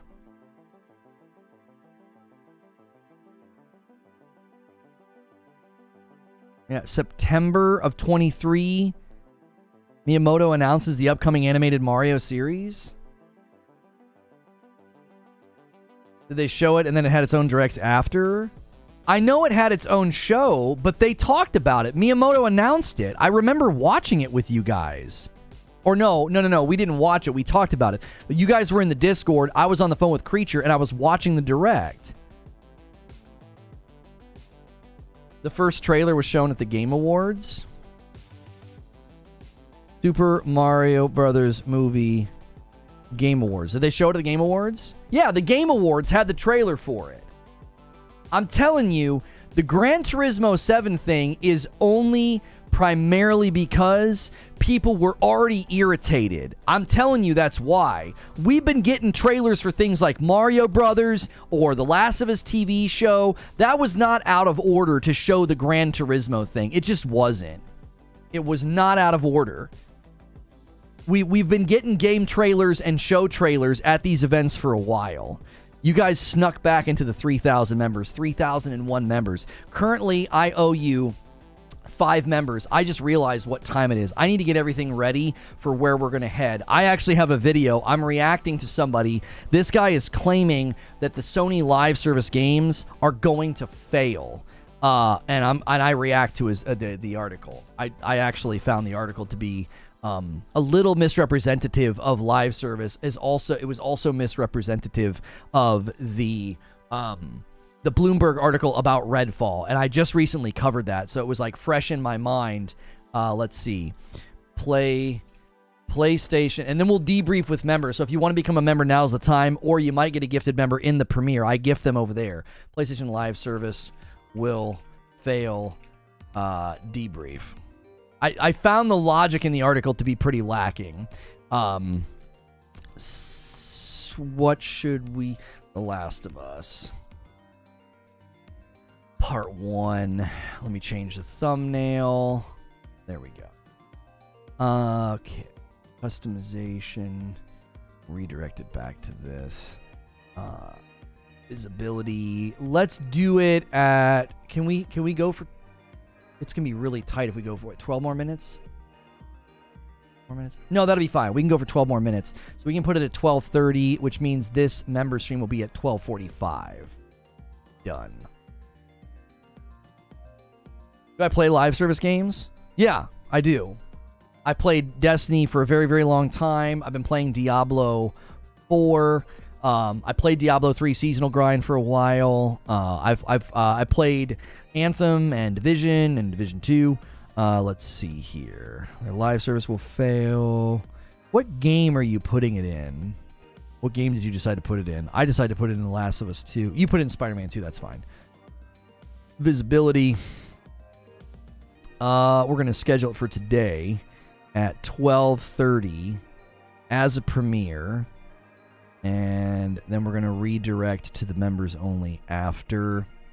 And that is in 11 minutes. So you guys have 11 minutes if you want to get to 50 members and try to bounce back to 3,500. You guys have to think of something that you want for 3,500 members, because I don't want to do another Just Dance stream. I was wanting to do a Beat Saber stream, but you guys said that I shouldn't be able to enjoy it. So all right, I'm going to schedule that.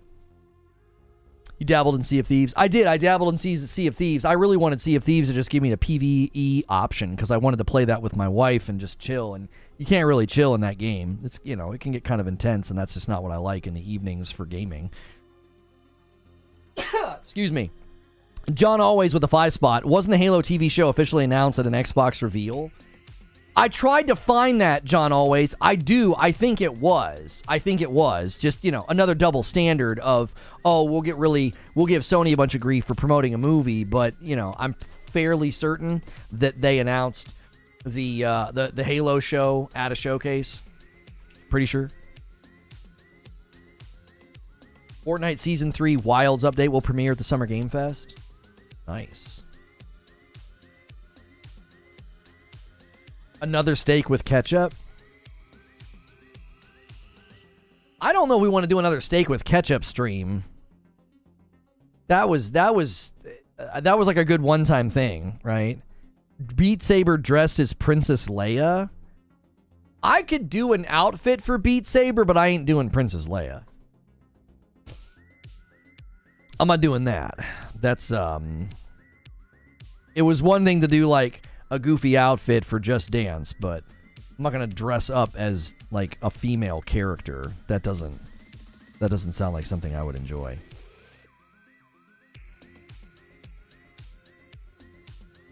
Announcing a game and showing a whole trailer are two different things. I'm not sure what you mean.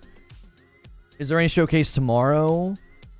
There is a Division show tomorrow morning that we'll be co-streaming, and then there is a PlayStation sponsored Guerrilla Collective. That'll be a bunch of indie games. So the real question is which Leia? No, I'm not going to dress up as Jar Jar Binks. Beat Saber wearing any Starfleet uniform? I mean, I think it'd be pretty funny to dress up as Luke Skywalker or something and play Beat Saber if that's what you guys want. I don't know, though. You guys are going to have to go hard this week to get that 3,500. And I know when we have a show open like we did, where we get bogged down into just fandom idiocy about the Series S, I know it's hard to gift members because you're like, ugh, especially when you see members like literally insulting me, right?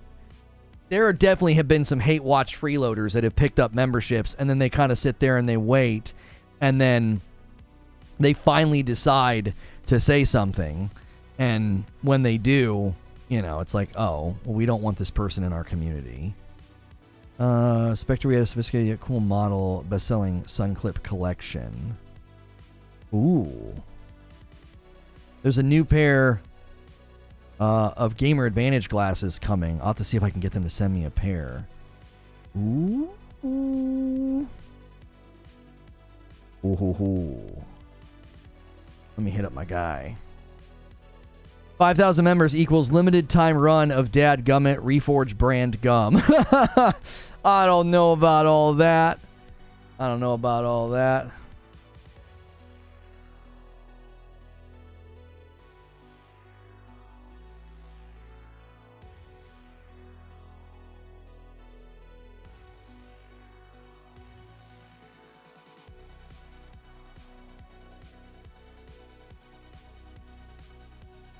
Deckard Cain Beat Saber.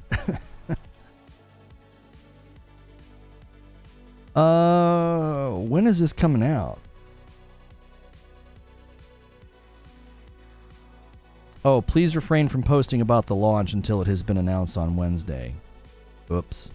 That's all the way at the bottom. Oh well.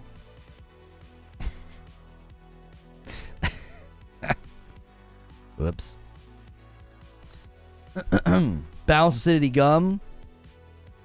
Reforged brand gum sounds interesting. I'm not gonna get into that. That's not something that we're gonna do.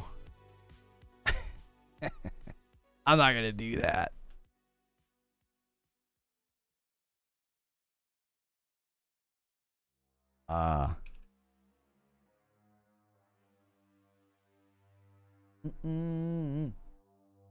You had one job. Well, it's tomorrow, so maybe you guys could, a bunch of you could use my code and buy a bunch of glasses tomorrow, and then I'll have a strong reason to get some sent. Okay.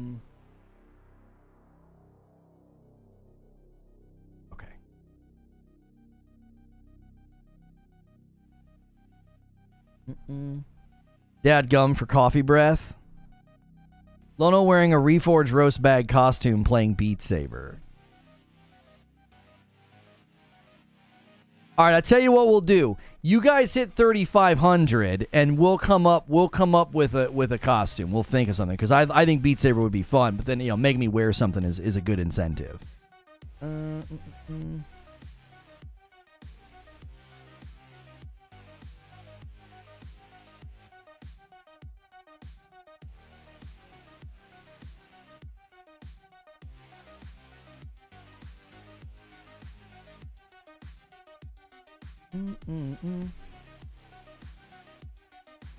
Please don't sell your soul like that. Let's go with Skywalker. I'll watch you, but no cross thing. Yeah, like, I'm not really into the whole, like, you pay a bunch of money and I'll dress up like a woman. Like, it was funny to put on the headband and the wristband and to do Just Dance. I think that's in a certain comedic lane that I'm comfortable with. That's not something I'm going to do. I'm not going to dress up like a woman. That's not that's not a thing that we're going to be doing here. You know, $4,000 for the beard shave, that's pretty extreme. Like, my face hasn't been shaved in 18 years, I think. I've had a beard for a very long time. I went down to a mustache for a while, but still.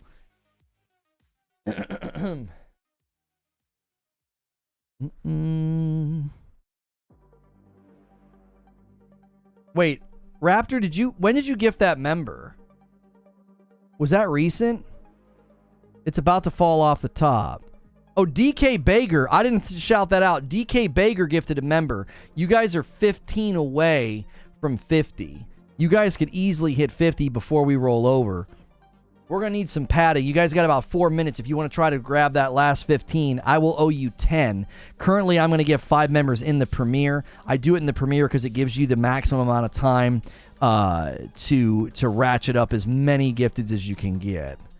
Let me switch this. We're getting ready to switch to the premiere of this guy arguing that PlayStation Live Service games will fail. Is Madam shaving your beard? No, huh? Wish I could grow a beard. What's your secret? It's genetic. I don't have any control over it.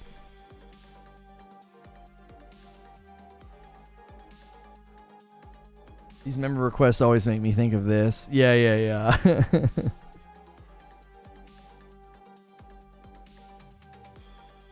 Beat Saber as the cow enemies from the cow level of Diablo 2. One of the blow-up dinosaur costumes. I wouldn't be able to wear that and do Beat Saber. That wouldn't work. Dress up as creature? The what? No. Secret is testosterone?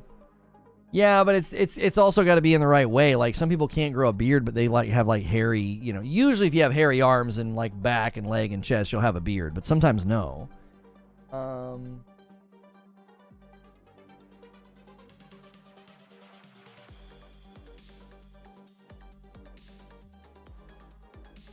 We hit 4K, get the beard shave and Beat Saber together, and you have him with the bald cap, paint himself blue to be in the Blue Man Group.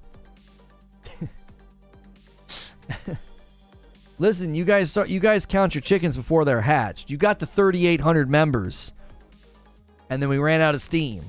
You gotta get it all the way back up again, right? Play the original Destiny. I don't think we're gonna be doing that. You guys got to get it all the way back up again. You're at 3,000 even, okay? You're gonna have to push this week, right? We probably would have had a big push today, but we have bad actors that like to come in and mess with the show. Thankfully, we sidelined them after about 20 minutes, and I think we still had a great show, but we gotta be cautious about that going forward. When those folks come in, I'm just gonna start bopping them, and I don't care if they go whine and complain on Twitter. I'd rather protect the show, and the conversation. I don't think he can grow 8 inches, and I doubt he's going to do a shirtless stream. Oh, yeah, I'm very much not going to do a shirtless stream. Yeah, I'm not going to do that kind of content either.